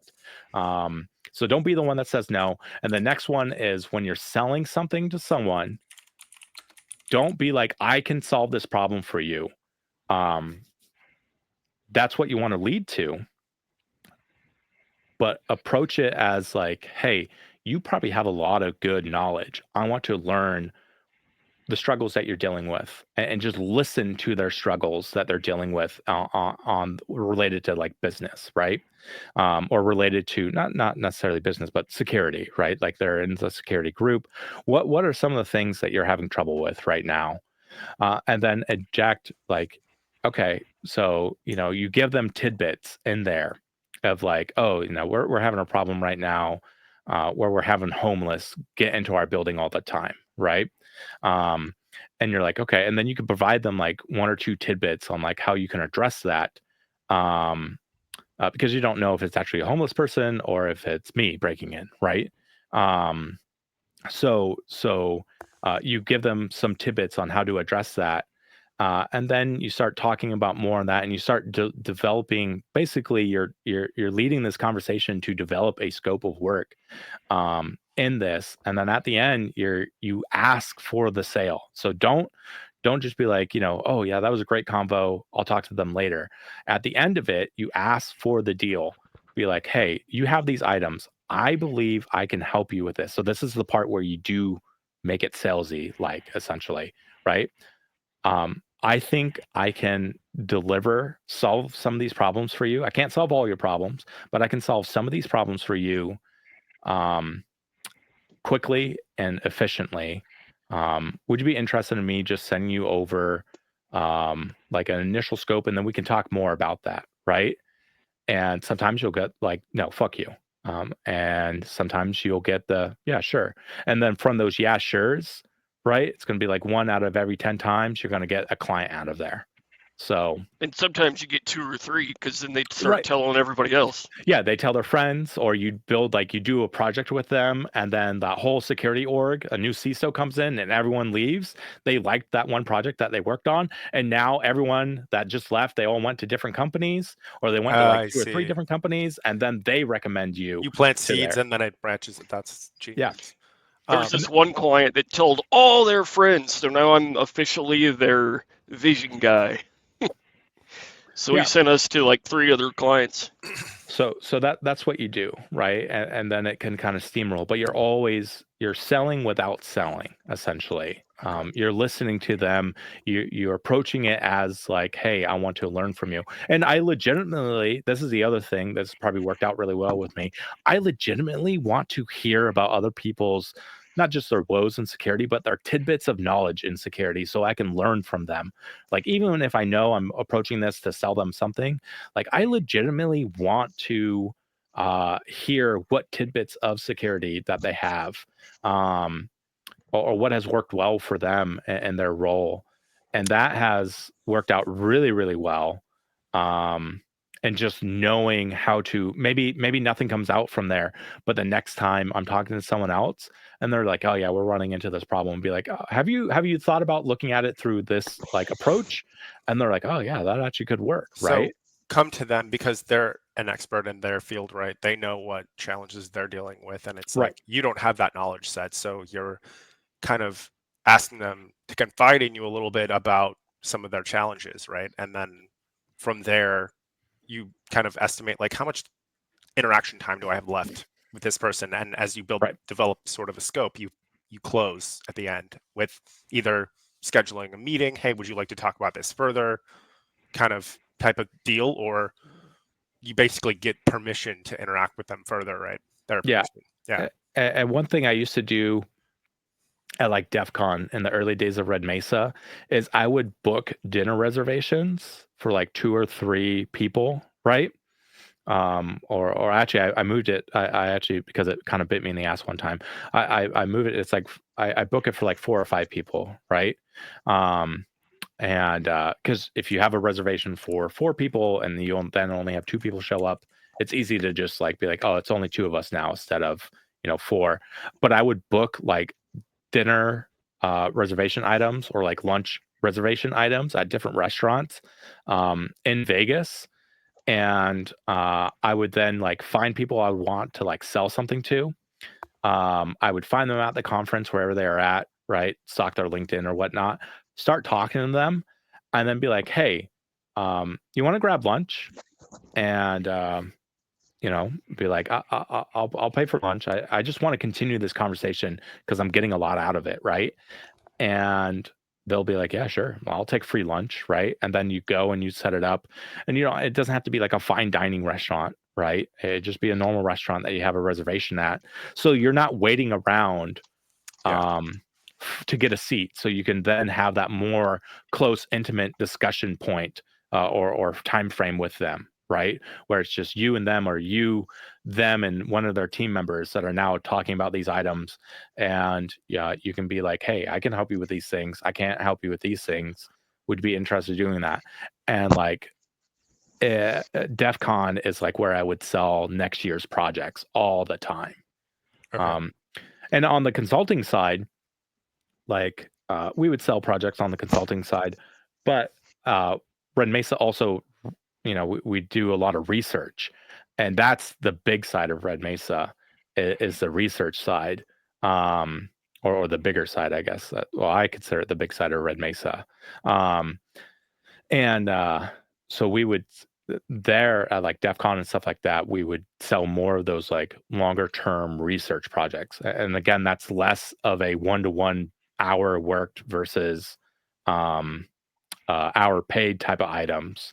So that would help us get around that feast and famine cycle as well. Is right? that more like you're selling them a bucket of hours that they can use for like specific things that they want to address, or how do you approach that? Yeah, it depends. A lot of times what it would be is they would have like a product, or they're like interested in the product space, and we would go get 3 of their competitors' products, reverse engineer it, and be like, hey, these are the items that they do. This is what you should do with your stuff, right? And we would approach it from a security standpoint. So we're essentially reverse engineering their competitors to then tell them where on the security stuff, what they did correct, what they did incorrect, so that they can integrate that into their product more efficiently, right? So if you have something that has a lot of sensitive data that's stored on a device, you want to know how your competitors got around that problem, or how they are approaching it, so that you can come up with a better solution.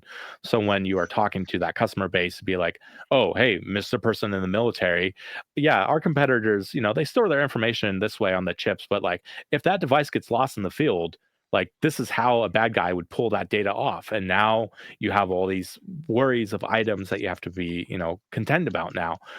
You don't have to worry about that with our chip. Like that, those series of attacks would not work against our product, but it works on our competitor's product. Is that something that you'd like propose to them as something that they could use to sell their product? Yeah. Oh, I see. Yeah. Our research group was more focused on like providing points of a differentiation for their sales teams that they could go use, right? When it got down to like the sales engineer selling the product to them and So stuff like that. you're identifying. So in addition to like, having them sort of confide in you about their own problems and challenges, but you kind of open up a problem space that they might not have thought of, or hasn't become a problem yet, right? And say you have risk here, right? And and you don't give them the solution necessarily, or do you? Because you're not giving them the process, right?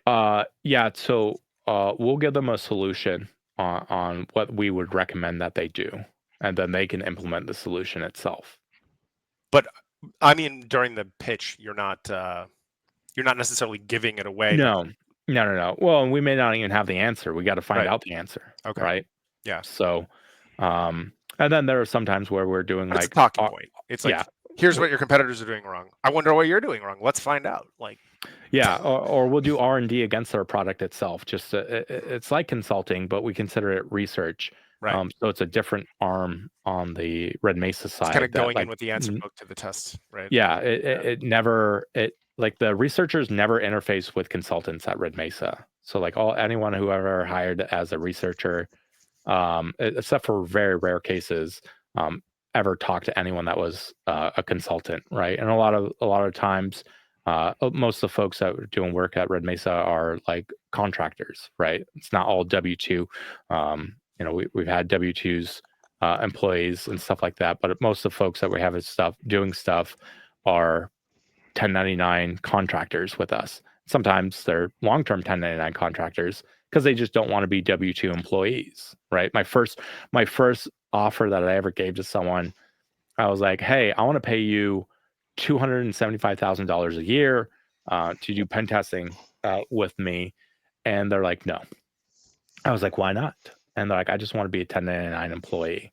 So I paid them essentially the same thing, right? I paid them $300K, $150 an hour to work with me for that long-term engagement. And they just never became an employee. And that was like my first offer to someone to become an employee. I was just like, well, not my first offer, because I had a QA person and PM before then. But my first like consultant offer. And they're just like, nope, I just want to be a contractor. And I was like, why? And they're like, because I want to be able to tell you no if I don't want to work on a project. And I was like, okay, that makes sense. Okay. Havoc, did you have more slides? No, I'm good with the slides. The slides are just to keep us on track. This conversation is way more interesting than that should have had in the slides. All right, we got a question. If you were to write a guidebook on how to break into buildings for R&D purposes only, what would be your top tips for avoiding detection? Get hired there. Janitor. Get the keys to the building. Yeah, just get hired there. They give you a laptop, badge access, and a VPN access. What else do you need? You want to know? You want to know how our government spooks do it? They get hired places, right? You want to know how state actors do they use their real creds and just like make an alternate LinkedIn with like a different background and have somebody who can verify these non-existent jobs they've had? Yeah, so that is there are companies out there. Oh man, this is like going deep now. There are companies out there that are set up profiles for people that don't exist, and the agencies, they will maintain them for years. Like some of these profiles are 20 years old, right? These people don't exist. And then a group will be like, we need someone that has this experience in the background. They hire someone, or one of their folks will actually literally have that experience.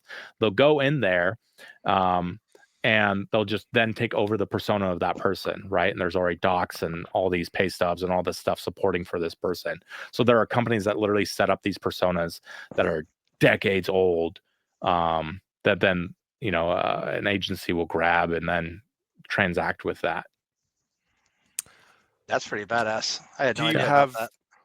Do you have any good techniques for detecting this at a company? Like, are there warning signs that someone is from a three-letter agency trying to? There are. What do you look out for? You can utilize systems. A system that everyone knows now is like Palantir, right? You can use Palantir to find large links and personal relationships between people and figure out that they're not really who they say they are. Look at like their databases to see where people have traveled to other countries that you can see.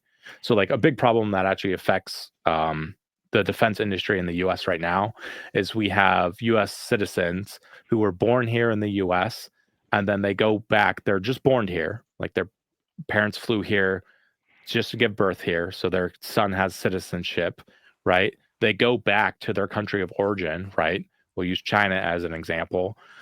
They are raised as someone who is going to be an agent for the Chinese CPP.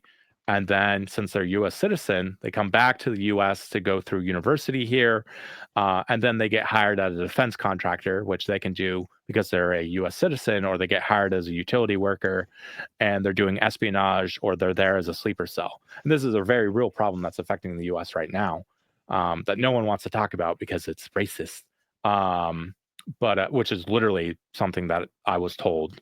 They're like, we don't talk about that because it can imply racism. And I was like, there is no racism. Like, we're at war, pretty much. Yeah, like, I don't care what country third they're generation from. warfare. I literally just care that they're an insider threat for another nation. It's not like you're trying to open up an internment camp for them, right? It's like, no, right. This is a real threat.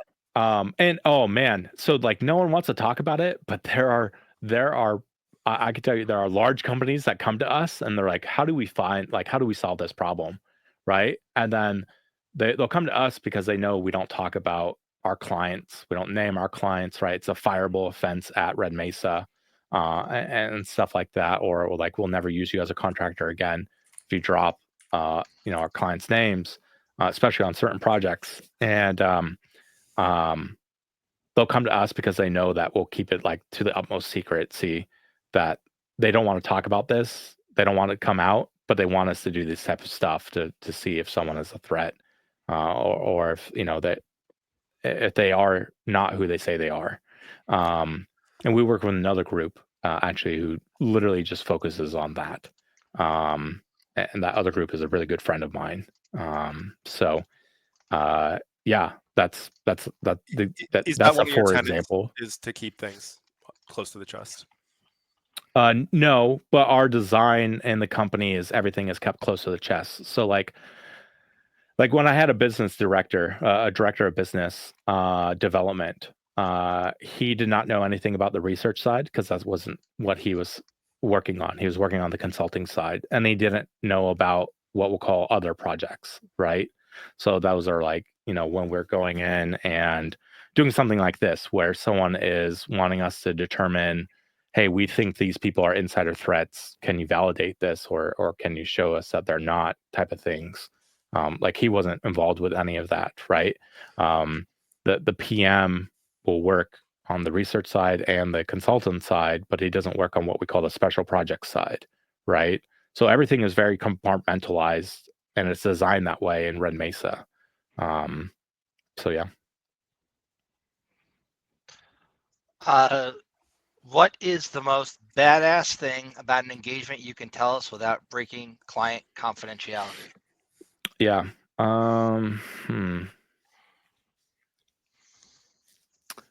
There's a few. I used a helicopter to break into a place one time, or actually, well, twice, but one time we did it without the client having to be with us. So that was cool. That was like something I wanted to do on my, that was like a bucket list thing, is like use helicopter to break into building physically. Yeah, we got approval to do that. And how we did it is, I can tell you how we did it. I can't tell you who we did it against, or even what type of company they were. That company had private jets and helicopters that they would use to travel because they had some sites that were hard to get to, or they had executives that had to travel and get to different places very quickly, right? So we found where you can make a request to get on a manifest, and then would go up to your manager, and they would have to approve it. So compromise employee account, and then compromise manager's account, and then just say that we're that employee. And then we actually found that employee's like badge. We found that employee. We scanned their badge. We got their badge data because we still have to badge in, right? But when you badge in, if you badge into a building, it would show you like the face of that employee while they are badging in. So like if security was there, they would see that it doesn't match. But we just print out our new badge with our own face on it. And when you were scanning into the hangar, it doesn't show them like what the face is, right? You just badge in as an employee and you're like, hey, my name's Drew Porter, or whatever. We actually use the employee's name. I didn't want to use the employee's name because then you just find them on LinkedIn. But my name's Drew Porter. I'm on the 825 manifest to go to this facility, and that's how we did it. So, how do you approach, like, once you get big enough and you start getting those types of engagements? How do you approach getting access to data sources like, Tilo or Palantir, or how do you even buy it? go about that? You just buy it? Okay. Yeah. Well, hopefully you don't buy it. You have a client buy it. Right.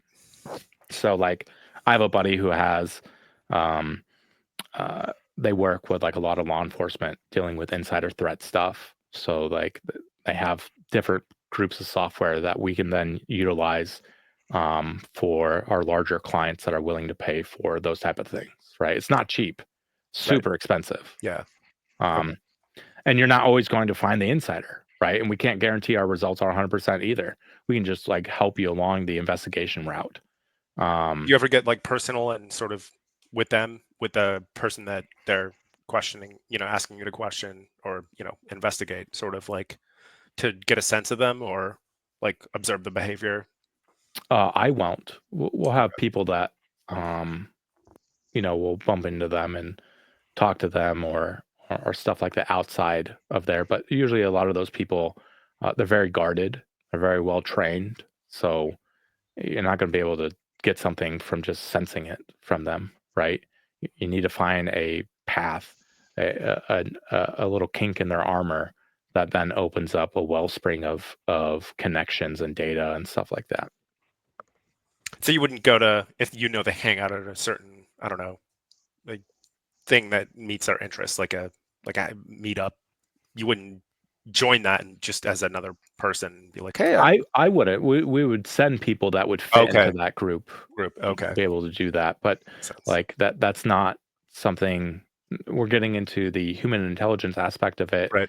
And even though you can go through all the training provided by the government for that, that doesn't mean that you're going to be the best fit to be doing that particular work for that particular engagement or something like that. Right. That makes sense. Yeah, you find the person suited for the task. Yeah. So, but a lot of times you don't. I mean, that's you don't even have to go to that level, right? Before you get to that level, you're already 3 months in doing this investigation, and you already know. You're just trying to get additional data points, right? Okay. So. Yeah, there's other cool projects that we've worked on. We had one where it was a company. There were some people inside the company that were they stopped being responsive to the other company owners. So we were asked to like just rip through everything of this company. So like the owners, let's say it was like private equity essentially, right? And they're just like, yeah, they're being weird now. So like we broke into that company, broke into their buildings, compromised their laptops, got everything, found bank documents. They're starting a different company. They're actually going to be like killing all their contracts with this company, like the day before we found it. We found all this proof, found where they're like embezzling money out of into all this crazy stuff, right? Popped all these different accounts. And then the next day, like, they showed up, people showed up, law enforcement was there and stuff like that. But like when I was breaking into this building to break into this company, I had like I had my covert body armor on, and then I had angry men with guns in the parking lot, ready to act. We're on comms, ready to act if something goes sideways, right? Because if something, they got tipped off that something might be happening because one of the private equity folks flew in town like a fucking idiot. We told them not to, but they were dumb. So they got wind that they were flying in, so they knew something was up. And when you are going to be ending a 8 to 9 figure embezzling scheme, people are going to take that and they'll get violent. And this person had a history of violence. So that's why I'm there, and they're paying me a lot of money to be there. To risk life and limb. You charge triple your rate for that, right? Like yeah. No, yeah, we charge $30,000 a day. If you want to know. And yeah, so we found everything, and that person actually left the country because they realized how effed they were. So yikes. Lovely. Yeah. So that's the type of projects we've worked on. We worked on some cool stuff. Now, those are like the type of things that everyone wants to talk about, but let me tell you, we've worked on a lot of boring shit too, right? Let me tell you about this really exciting web app pen test that we did. It was fucking terrible. Let me tell you about this network pen test that we did. It was mundane, but it paid. So, it's not all cool James Bond shit. And like I tell everyone, like I myself, I'm not particularly cool or interesting. I have clients that are very cool and are very interesting, and they let me tag along with them sometimes, and they do cool shit, right? Or they give me the opportunity to do cool stuff, but that doesn't make me cool in that sense, right? So, yeah. Feel free to ignore this question if it's stupid. This one says, if you had to bypass, and then it says get around, not use a physical bypass, your own security systems or one you designed, how would you do it? Oh yeah. I would just kill everyone, and then I would just don't care about anything else. But you don't have to worry about the alarms going off if everyone's dead, right? If you want like the blunt answer about that, like that's not how you should approach it, right? This won't bring a reoccurring business. But yeah, I mean, you also might not get paid. No. Yeah.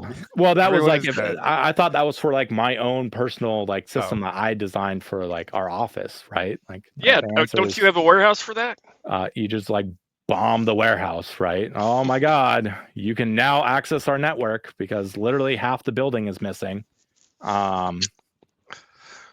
Yeah, I'm sure the person wanted silly question gets answer, silly answer. Perfectly fine. There's lots of ways. I can't say that we have designed an impervious, way to secure everything. Right? There's always a way in. Like I said, the easiest way is you want to get around systems that we've helped design security wise and tell clients to do. Just get hired there. Get around all of them. Right? Yep. It literally comes back down to that. If you want like a more for real answer of what that would look like.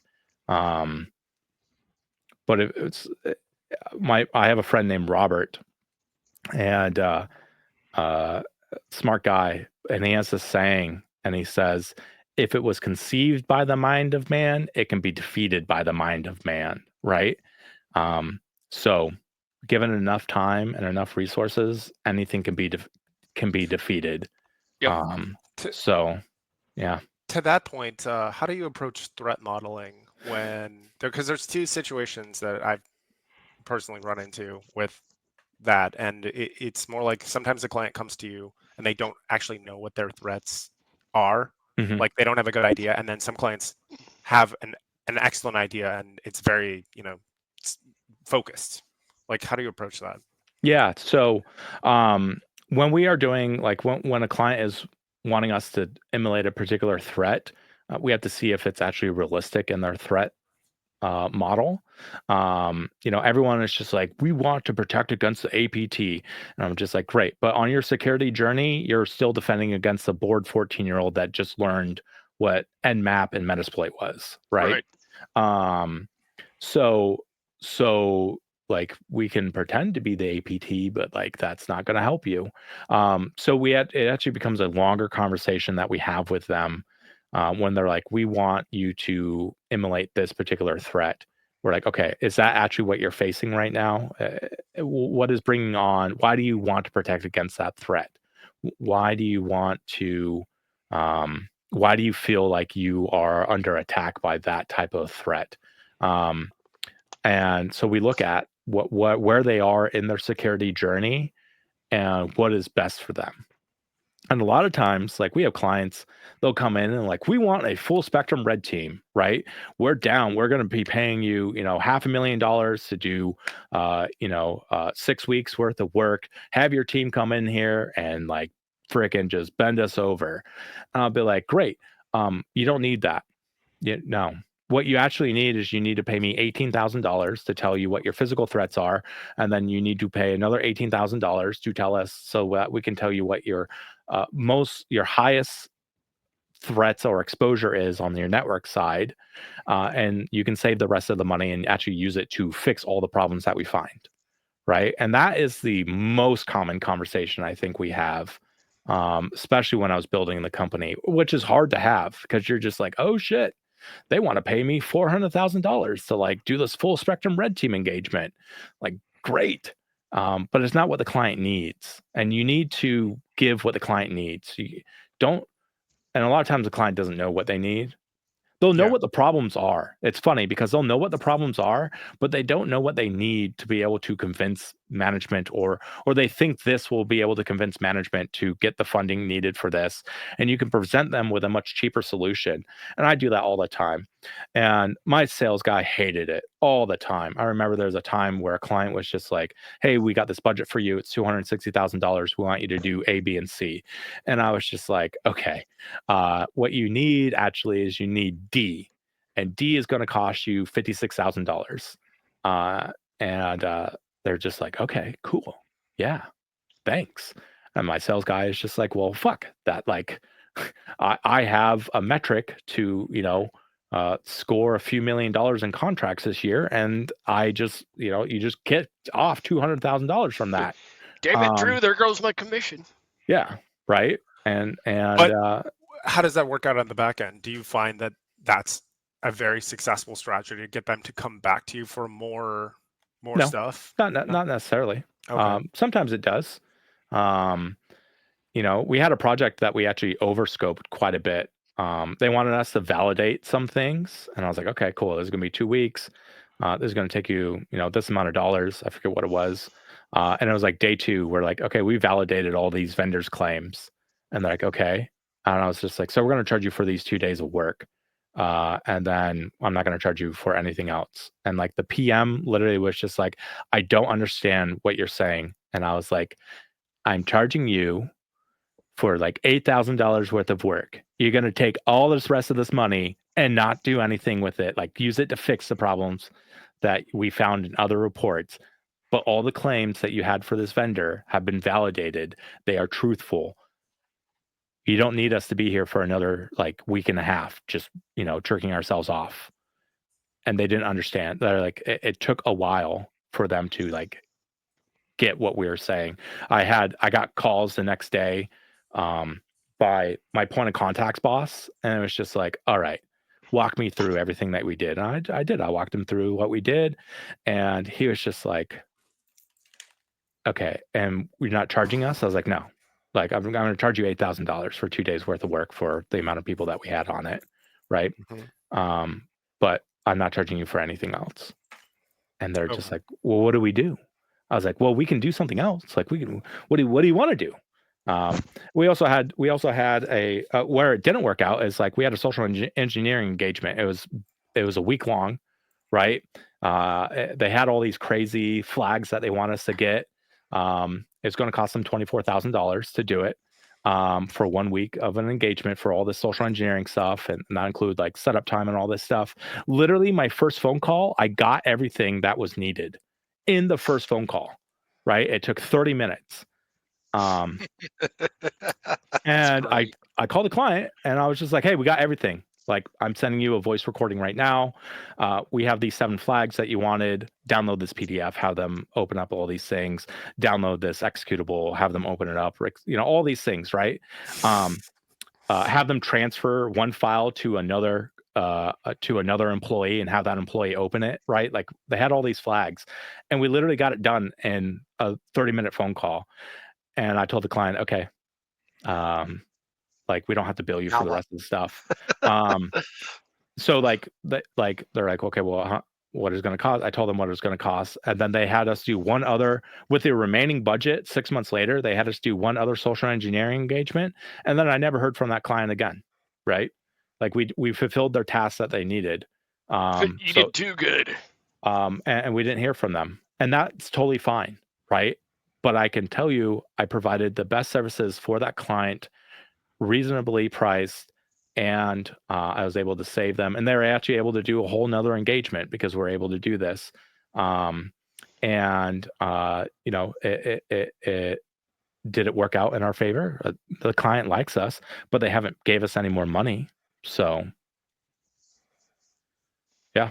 Last question from me would be, like, you say, like you mentioned at the beginning of this, you don't work directly with any federal agencies or for any federal agencies. And I never have worked for. I was never a blue badge employee for the U.S. government. Right. Do you tend to shy away from that type of client or work, or I'm sure you've had? No. So a blue badge employee. You've been approached. So a blue badge employee is, you are a federal employee. So right. That's not what I mean. I meant consulting wise. Like, do you tend to shy away from? No, we work with governments all the time. Okay. Yeah. Now there are some times, and I won't name anything, but I know you are very familiar with this, David. With this particular story, we had a county or whatever, I don't know. They like asked us for references, and we will give you people's names and numbers, but we will not give you direct company customer names. We will not give you our reference emails address or anything like that. We'll give you a name and a number, and that's all you get. And then you can call them, and then they can tell you what type of company they are if they want to or not. And we have agreements with some of our clients like that, right? But we will never give out a customer name, even if it's references, right?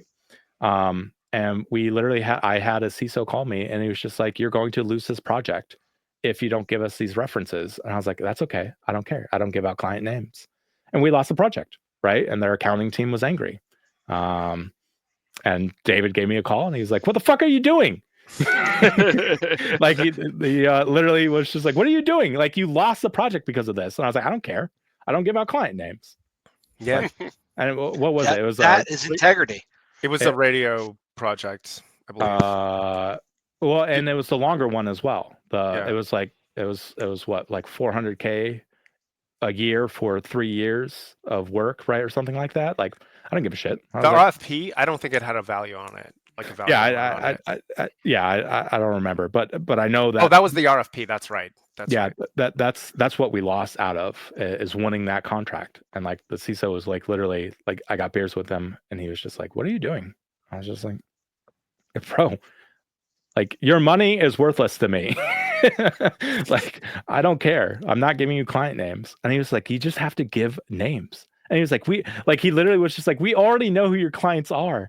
And I was like, "You could have just said, I don't have any clients." I just would like, you already know who they are. Then why are you putting me through this? You had to have, or because part of the RFP was you had to be doing business for like 5 or 7 years, right, with consistent work. And they wanted to see financials, and we gave them financials, and I was all happy with that. But as soon as they're like, "We want client names," I was like, "No."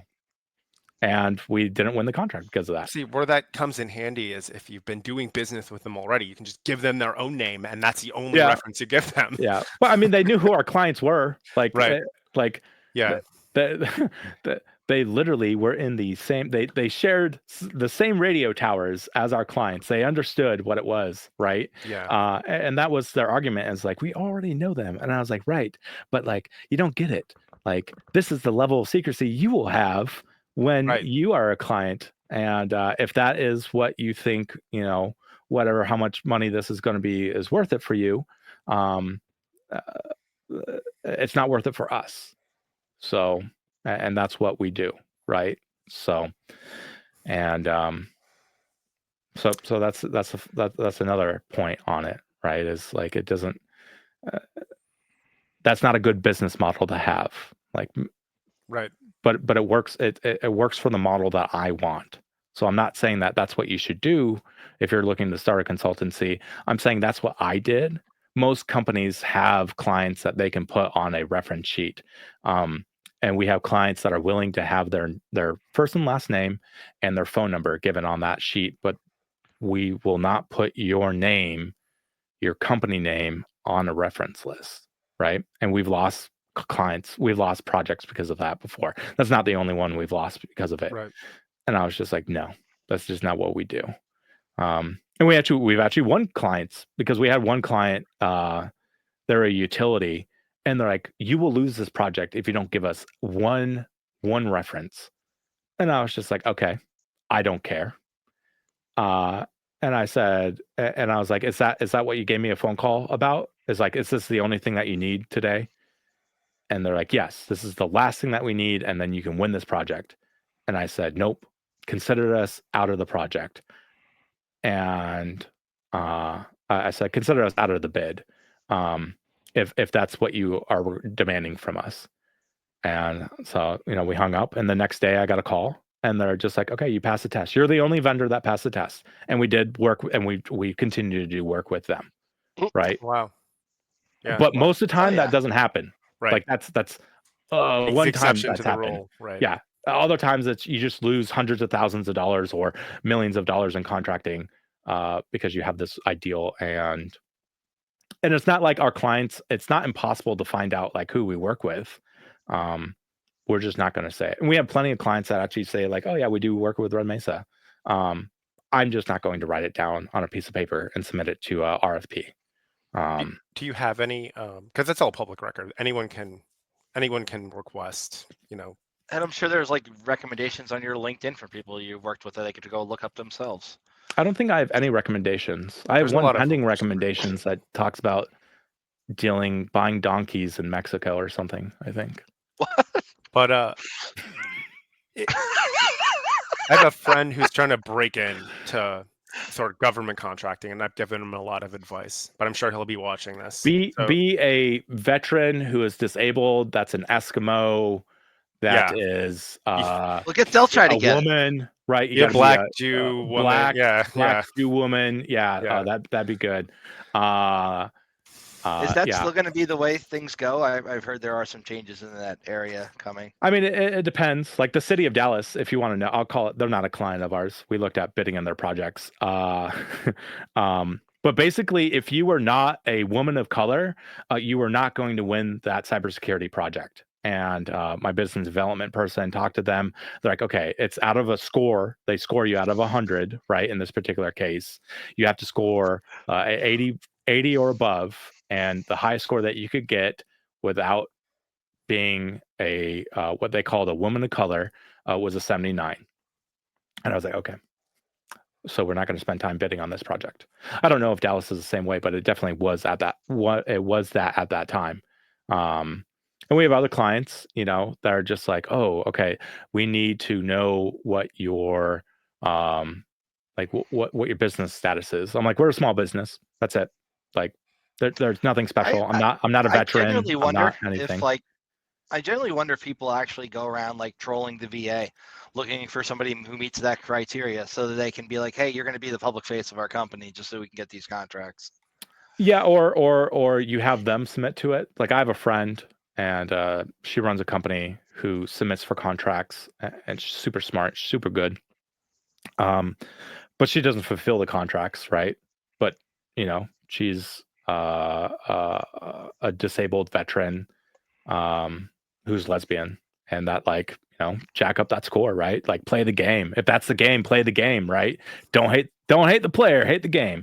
I don't like, okay, cool, man. Like you have found your niche is being able to submit a bid for this and get that bid, win it, and then she will subcontract it out. And she has it in her contracts that she can sub it out. And then she just takes a cut of it, right? And there are companies that do that. So it's not new. There was a training company when I was running a training company. There was a training company that would come to us, and they were a disabled veteran woman.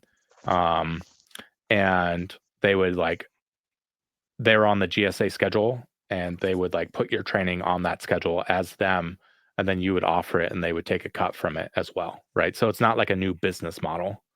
And there's tons of people. But again, if you could be Eskimo and disabled veteran, oh man, you're gonna win so many contracts. Congratulations. Let's party on your yacht. Yeah, right. Yeah, right. One of the recommendations that I've given a couple friends who are interested, like I said, was just like if you're small starting out, there's a preferential like treatment of people who have no experience to give them a shot, right? So throw a low bid in just to get in the door. And I'm obviously one of the larger platforms, right?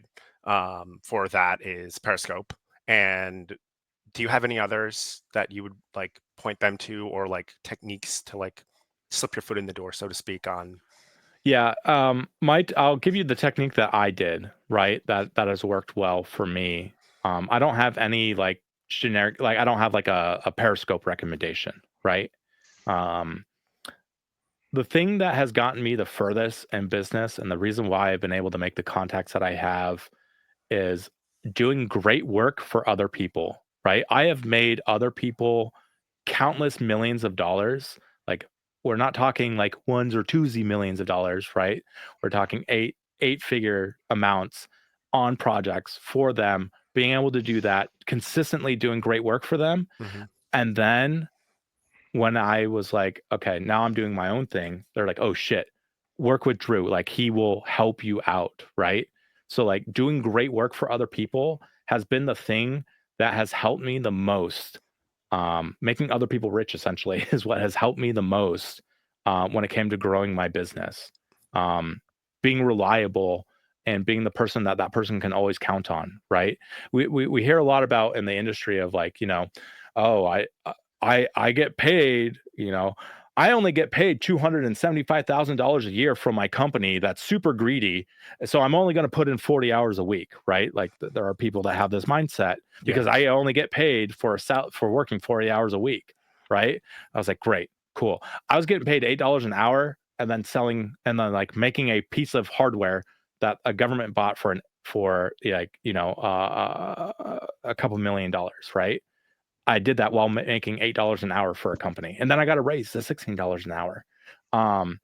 But like those type of things, working with those people that I was working with, then knew like, oh shit, like, yeah, Drew's going to do good work for us. So now that he costs way more, right? We're going to pay that because we know we're going to get good work. So do good work before you're like starting your own company. Do great work for other people and go above and beyond, and then people will want to work with you, and then you can start charging whatever you want to charge for your hourly rate because they know that you're going to do great work for them. So take a hit on the front end to then make it in the back end, right? That's worked for me. Maybe it doesn't work for everyone, right? Maybe you take the hit and then it just never pays off. You want your clients to be like, you're the best. Like even, you know what I mean? Even if you're not perfect every time, as long as you do good work, right? Yeah, and you leave them saying, well, he's the best. They'll pay what you're asking, right? Well, it doesn't even have to be the best. And I definitely don't think like I've always, like there's been times where I've failed on projects or I feel like I've let people down before, right? Yeah, not every project's going to go perfect. But like you don't necessarily have to be the best. You just have to be, and this term is something I learned from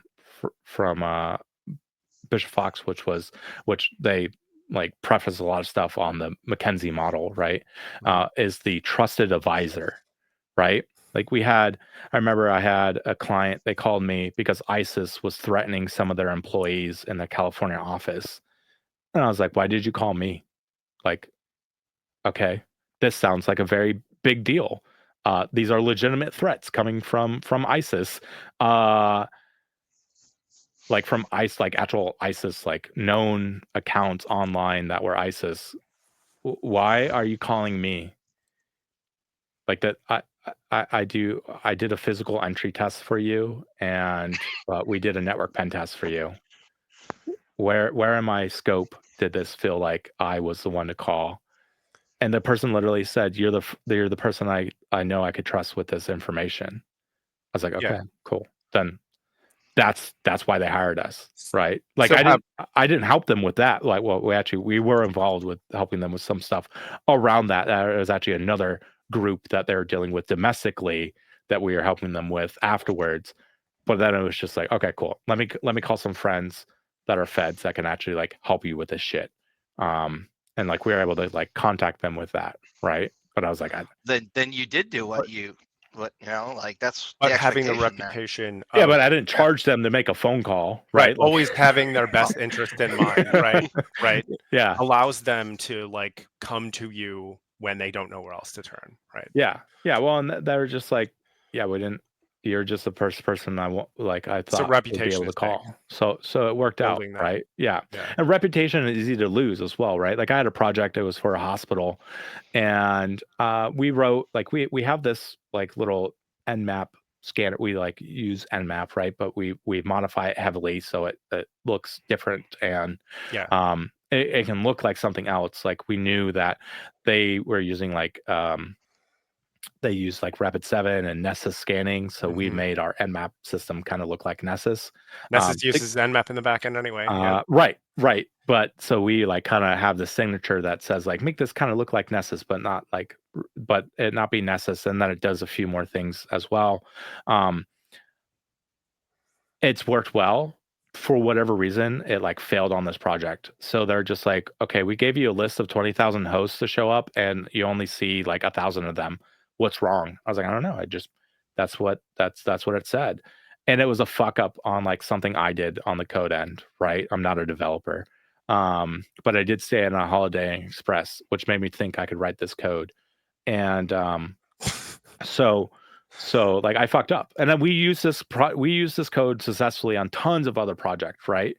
But it fucked up on this time, and it was egg on face on me. I looked bad, and it was like a buddy that recommended us that worked in that company to do it, and that was like a total fuck failure on my side, right? I look like an idiot, and I was like, oh shit, right? So like, yeah, it ruined my reputation with that company and with my buddy as well. Yeah. So, I've had a situation like that blow up in the basically the scoping phase where they're like, send us something so we know what your reports look like. And I failed at redacting it because I used an off-brand version of Adobe to redact it because I couldn't get Adobe to work. And they're like, you redacted it wrong. Like, we're not working with you. You didn't change the metadata first before you sent it to us. It was something silly, like a black box over an image that had text behind it that you know what I mean? Something like that. It was like in one area, and they were like, no. Yeah. So, but and it burned my reputation with the friend who recommended me and that potential client. So one of my old bosses used a pen test report template from a previous company, and he sent it to his new company and forgot to change the watermark and everything. That's great. Oops. Yeah. So reputation is important, but you can lose it. It's hard to build, and it's easy to lose. Yeah. So this question from Lamer007. It seems like you have a PhD in finding creative ways to get it around very good security. How do you stay motivated to keep pushing the boundaries without getting bored? Yeah, I definitely don't have a PhD. I'm a college dropout. But I appreciate the nice words. Thank you for the nice comment. My one superpower is grinding. That's it. Like anyone can do, literally anyone can do. I honestly believe anyone can do what I can do if they're willing to grind at the same level that I am, right? And this is not like a grind mentality, type of thing. I forget what the I don't know, like this is not a hustler's mentality or whatever it's called, right? I forget. I'm not part of that community or that culture. Um, I realize what I want, and I know that I'm going to have to work 3 times as hard as everyone else to achieve the same thing, and I'm willing to just work 3 times as hard. So I'll forego sleep.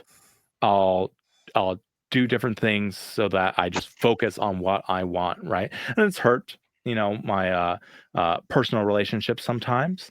My family has suffered from it before. And I'm trying to fix that. So don't think like I have a very awesome wife. My wife is amazing. Not only does she tolerate my shenanigans, which I have a shit ton of, right? Um, she is very understanding of like, hey, um, you're the leader of the house. I'm going to follow what you want to do. And we set up boundaries for what that means, right? Like if I am not going to be if I start this thing and I'm not making any money and it's going to like, endanger our family's financial situation to where we'll never be able to recover, like that's not something that we agreed that's fine to take that amount of risk, right? So, but with that, she has allowed me to spend ample amount of time just working all the time. And she gets, angry about it, especially in the earlier days. Now she's less angry because I have infinitely more free time. But it's just grinding. So working 20 hours a day. You go to your job for 8 to 12 hours, and then you are working for another 8 to 12 hours. And I used to live with when I was starting Red Mesa, I lived with one of my buddies named Royal, and he said he hated living with me.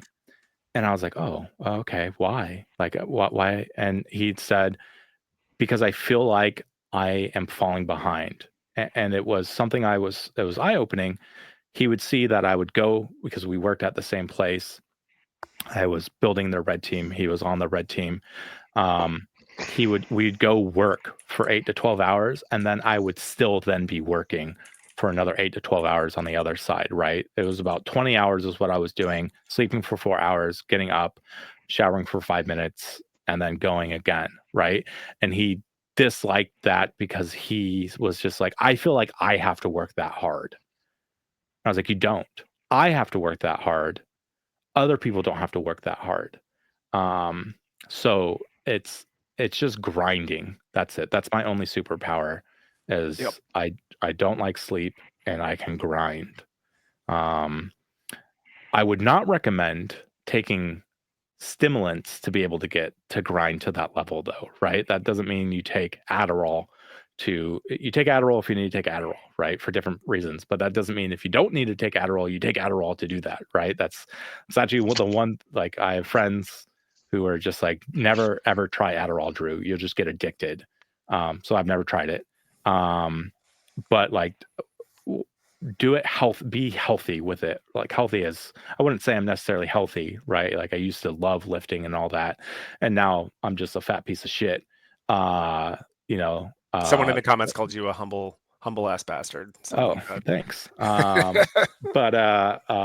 So I'm not like in peak physical performance, right? Like I'm now trying to work on that because I have more time. But like I let a lot of that slide when I was running my company.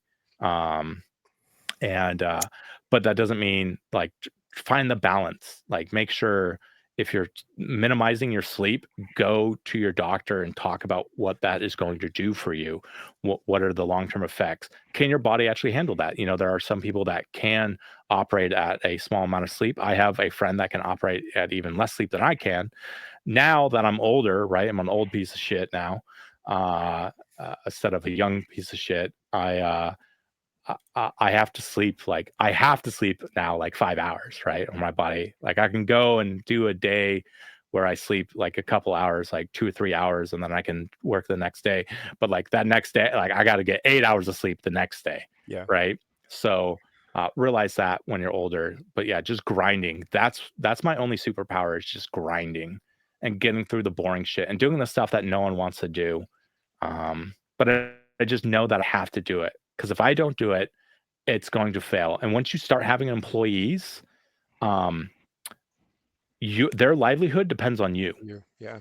So if you fuck up, you're fucking not just yourself, you're fucking your employees. And that is something that like personally motivates me, where it's just like, oh shit. And it's a lot of responsibility, and it's a lot of stress, way more stress. The most stressful time I had in my business, I thought running my business full time and like that was my only source of income was stressful. No, having employees, that is stressful, right? And then over time you get to a level where you're big enough to where it becomes less stressful. But especially when you start out young, in your business and you have employees and their livelihood is depending on it, right?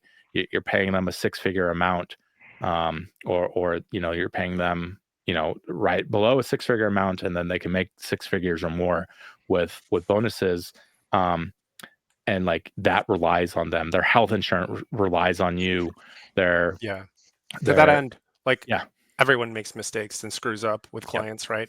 Mm-hmm. Do you have any advice around that? Well, this is a compound question. So one is about the art of apologizing. Like, how do you approach that? And then the other is, how do you balance quality of work with timeliness?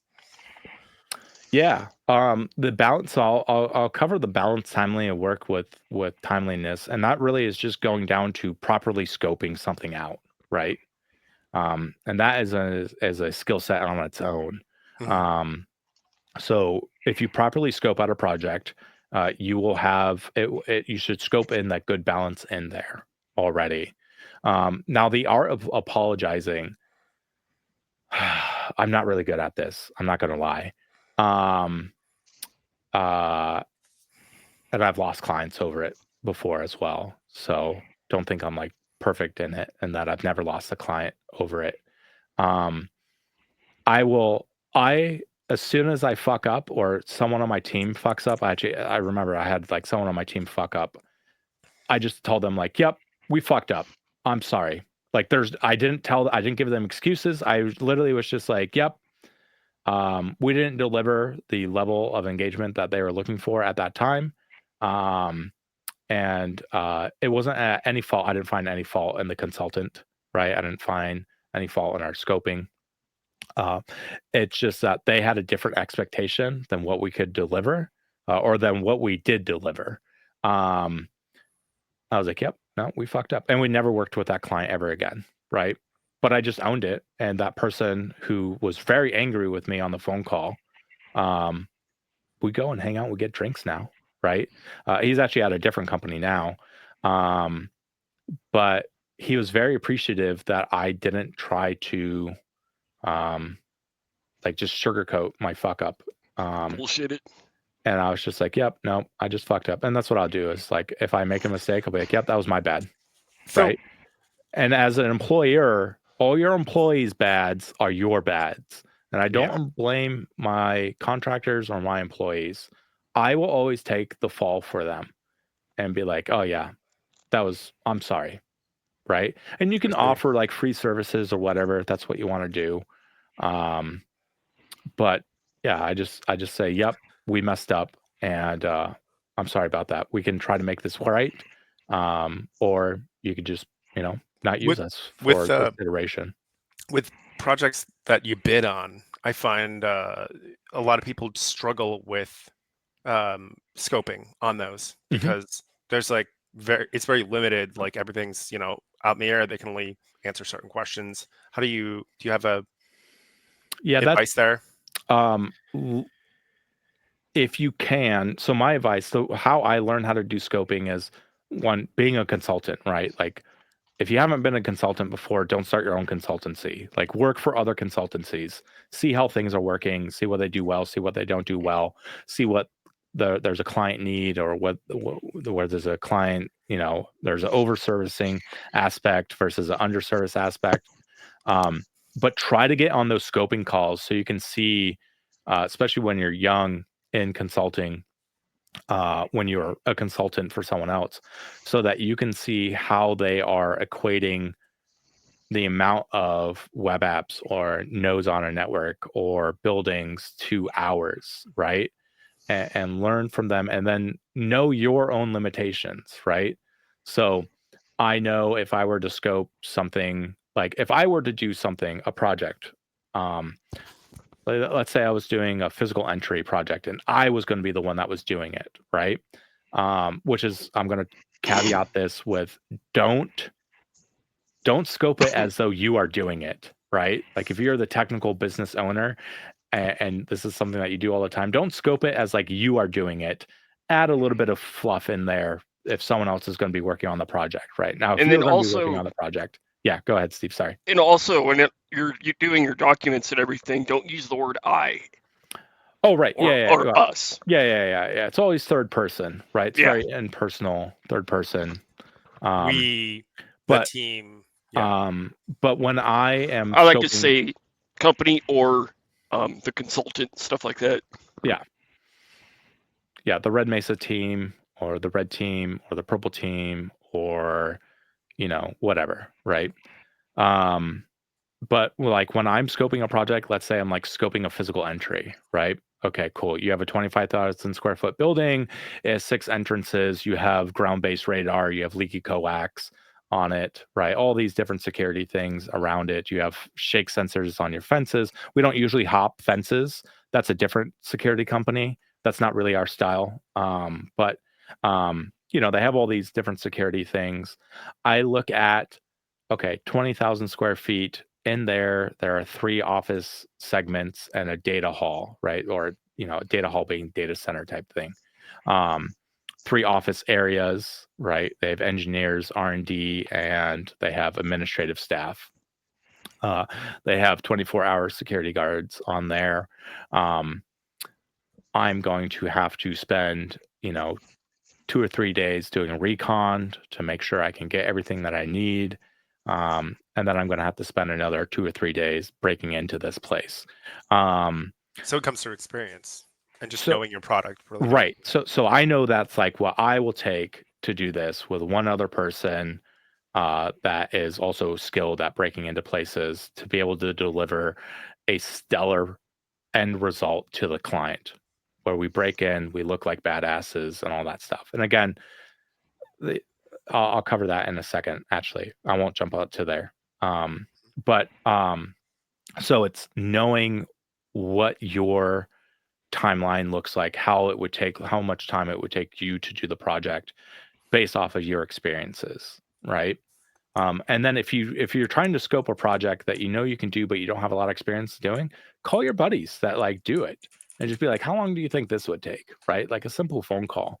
And this is what I do all the time as well, is like I'll seek counsel from many, and then make a decision on something, right? Like I'm not the arbiter of all answers. I can learn from other people's mistakes and take that knowledge and actually transact with that. And that's what we call wisdom, right? Taking knowledge and transacting with it. And that's the difference between wisdom, knowledge, and information. Not to get, all philosophical on you there, but just having that experience, or having someone that does have that experience, and having and understanding, like, okay, why do you think a network that has 500 nodes on it is going to take 3 days to do a network-based pen test on it? It's an Active Directory, Windows, setup and whatnot. They don't have any Linux boxes. Why is that? Right. And talk to that process and be like, well, this is how much scanning time will take. And then based off of that, we can expect these type of vulnerabilities. And then if we don't find these type of vulnerabilities, manually finding these type of items, and chaining multiple low risk findings to get that high risk finding, we believe will take this amount of time, just based off of previous experience on that. So you don't necessarily have to have the experience, but talk to someone that does and figure out their reasoning on that. So balancing that sort of with the client expectations and making sure that they are getting like you're used to delivering a certain depth of assessment, right? That's your that's your MO.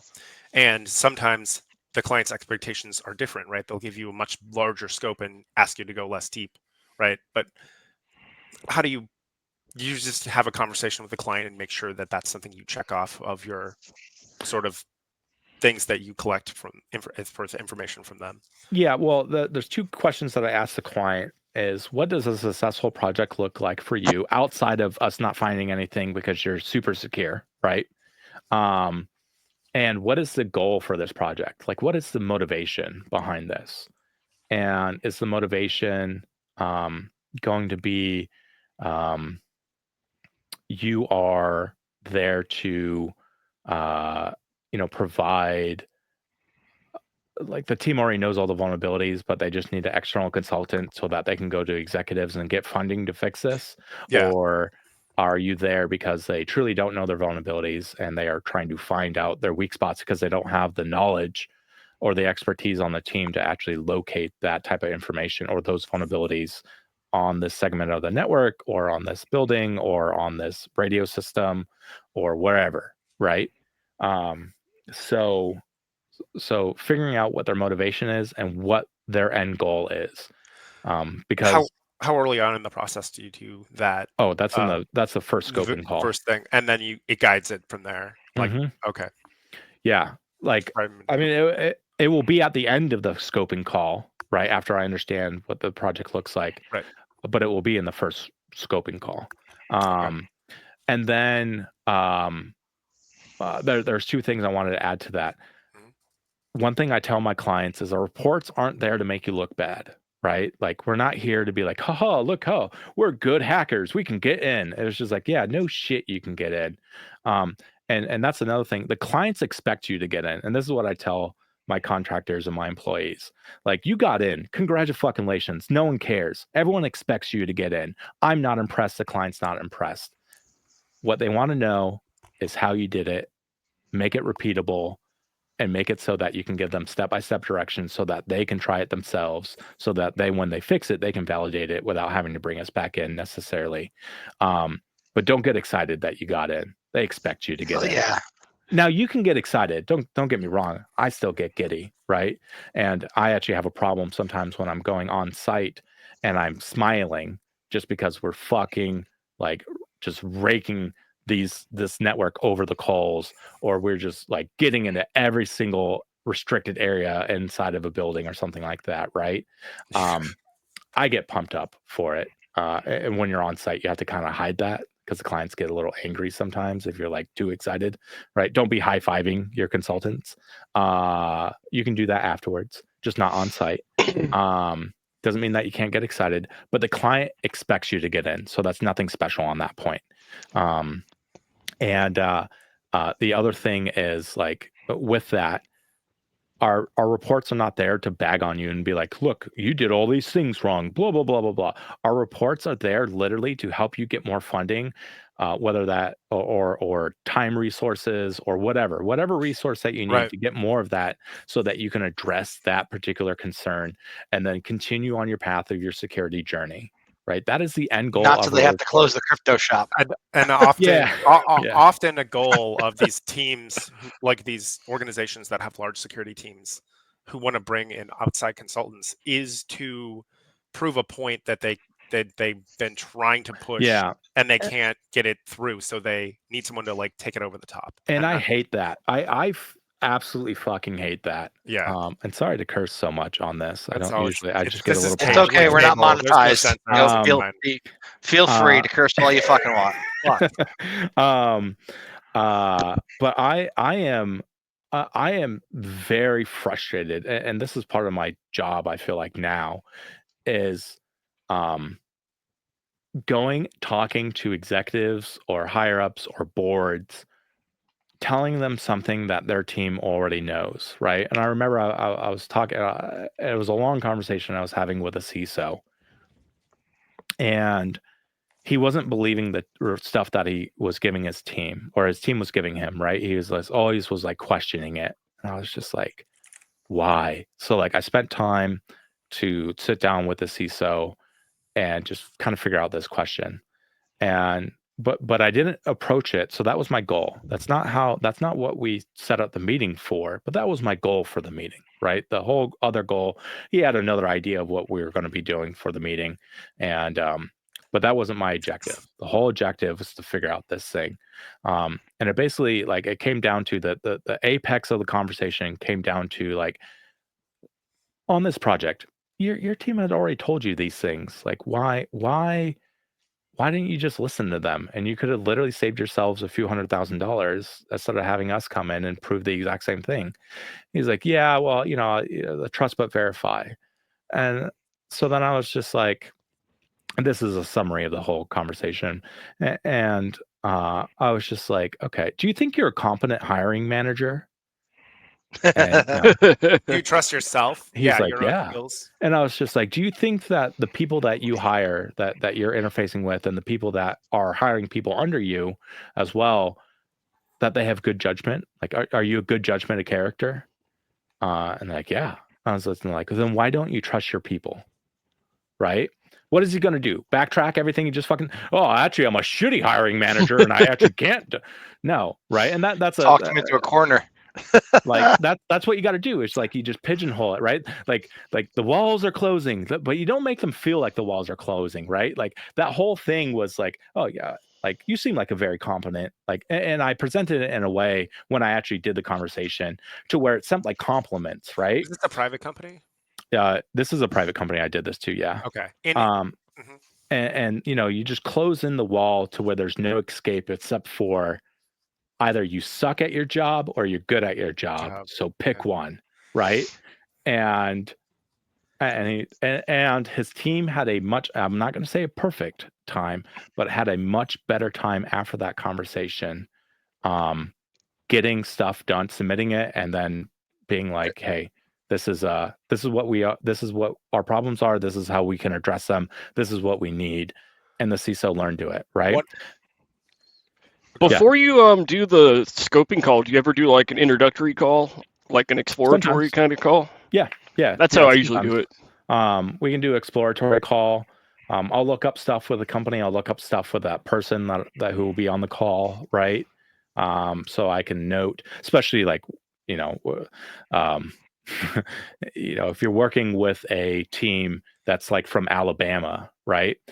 Maybe that person's into college football. You don't want to say something like "Go Dogs," or maybe you do, right? And they're like something for If you've done your research first, then you know the answer. Yeah. Right. Yeah. So like, you do a little cyber stocky stuff. You don't get weird about it, but you just do cursory research on that person and see what their background is and see what their approach is. If they have, if they've ever done an interview for a newspaper or an online article. It helps you shoot the shit and kind of build them up. And you can also tailor your conversations around things, or use analogies that like they'll get, right? Okay. So, or that they will like associate with.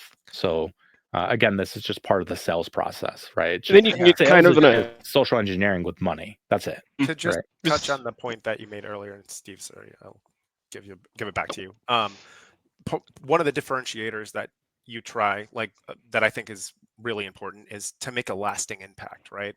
And just like the example that you gave, now his team has an easier time. That's a lasting impact past just fixing whatever you find and having a real change in the organization that is positive, right? And that'll keep clients coming back for more, or keep them, spouting about how great you are to everyone they know, right? Right.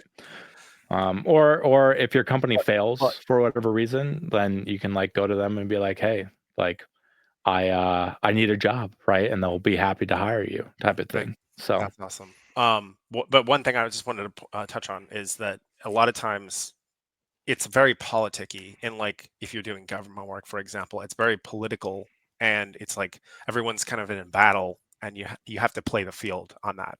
So in a private company, it makes sense. Yeah. But sometimes, I don't think super powerful like CISOs like to be cornered like that necessarily. That's a very bold move. Oh yeah, I mean, what is he gonna do? Fire me? Okay. Right. Yeah. I mean, like, at least you're real. Yeah. You're not just telling him what he wants to hear. Sometimes people really respect that. I'm gonna fight for his team, because his Right. team is technically the ones that are really hiring me, but it is going to help them on their security journey, which is then going to help us get past like having to deal with mundane things, right? Like a company is always going to have to deal with mundane projects. I just don't want to be the company they go to do those mundane projects Yeah. with, right? I want to be the company that they have like some cool, interesting work, and they want to come to us to do that, right? Yeah. So that's the difference between doing a network penetration test on a Fortune 100 company that is, whatever, right? That they make washers, dishwashers, and wind turbines or whatever. Not a client of mine. So before someone is just like, that's GE, not a client. I was gonna say, That's the difference between doing a web app or a network penetration test for that company, or doing a network penetration test for a from a company that is building nuclear salt reactors, right? Or that's the difference between doing let's use GE as an example. That's the difference between doing their generic IT vulnerability scan assessment, or doing, the exploit physical security. finding, Right. exploit finding for their controllers that they're putting in the wind turbines, right? Right. So like that level of trust is what's going to lead them to putting these, what we'll call, better rewarding projects for you as someone, as a company owner, and for your consultants who are working on them, but what they would call higher impact projects, right? You want to be put on those higher impact projects. And if you go for bat for the team on those managers, and sometimes you have to tell other managers, and this is not to say like every CISO is terrible or like every manager is terrible, right? There are unbelievable managers and CISOs that I know, where like I am learning from them, right? They're not coming to me. Our conversations are very much so like I am getting the nuggets from them. They're not getting any nuggets from me. Um, uh, but going for bat for the team, if they see a consultancy that's willing to do that for them, they're willing to start trusting you with more higher impact projects that are going to be more fun. Okay. That's awesome. Steve, did you have something you wanted to add? I forgot. Okay. Gone. It's okay. We'll come back. So, well, thanks. Yeah, and the people that are watching, I'm hoping this is becoming insightful for you. And there's so much more that this conversation can go about, right? And if you ever do have a question, like feel free to hit me up. I might be slow to respond sometimes, and that could just because either I'm busy or I'm just away from my computer for a few days because I'm hanging out with my family, right? So don't feel bad. But like if you have a legitimate question, like reach out to me. Hit me up on LinkedIn or something like that, and I'll be glad to like talk things through. And it doesn't have to be like, you have a question on a project, or I'm not going to try to sell you on anything. If you have a question about security or starting a company and stuff like that, I will answer to the best of my ability, for that particular answer that I have. And if I don't have the answer for you, I'll try to find someone that does have the answer, right? I have many friends that are infinitely more successful at business than I could ever dream about, right? And they will probably have an answer for you. It may not be the answer that you want to hear, and it may not be an answer I necessarily agree with, but it will be a correct answer when coming to like transacting in the business space. Yeah.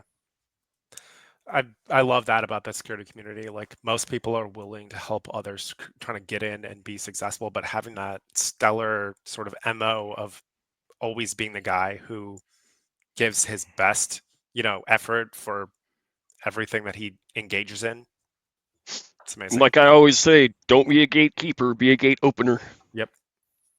Yeah.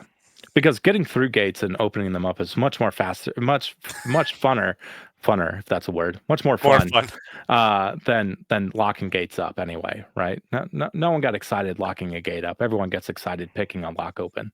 That's right. That's fun. Yeah. And then like to your point about higher impact projects, then you win for your consultants too, and your team Right. gets to do more fun stuff, right? Which makes Yeah. that attracts better talent, right? Agreed. So we're going to wrap it up. Drew, you were an amazing guest. Pacer Tracer, Thank you. You asked some really amazing questions. Sledge, you never noticed when I changed what it says under your name, and I love that about you. I noticed. I thought it was funny, so I left it. What does it say? Can't hack his way out of a paper.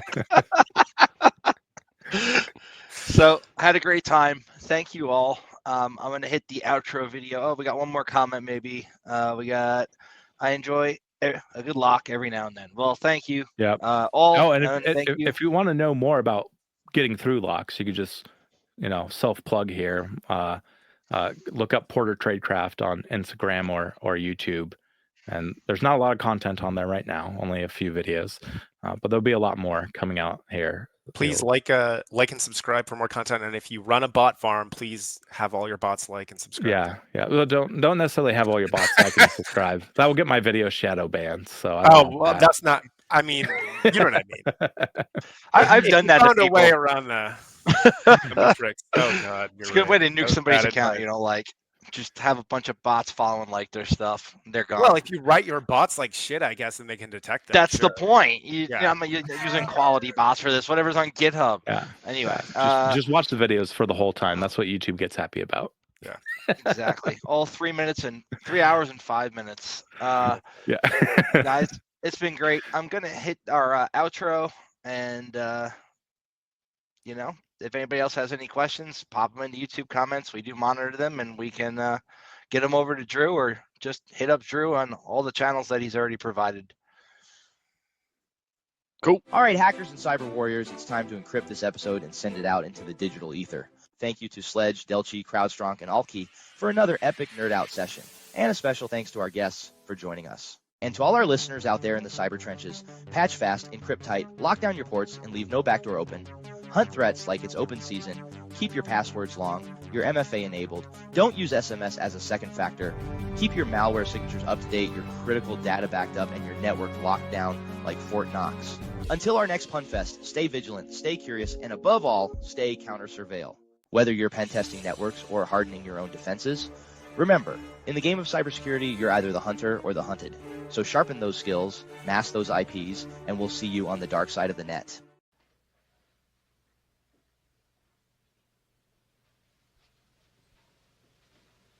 You're still here? It's over. Go home.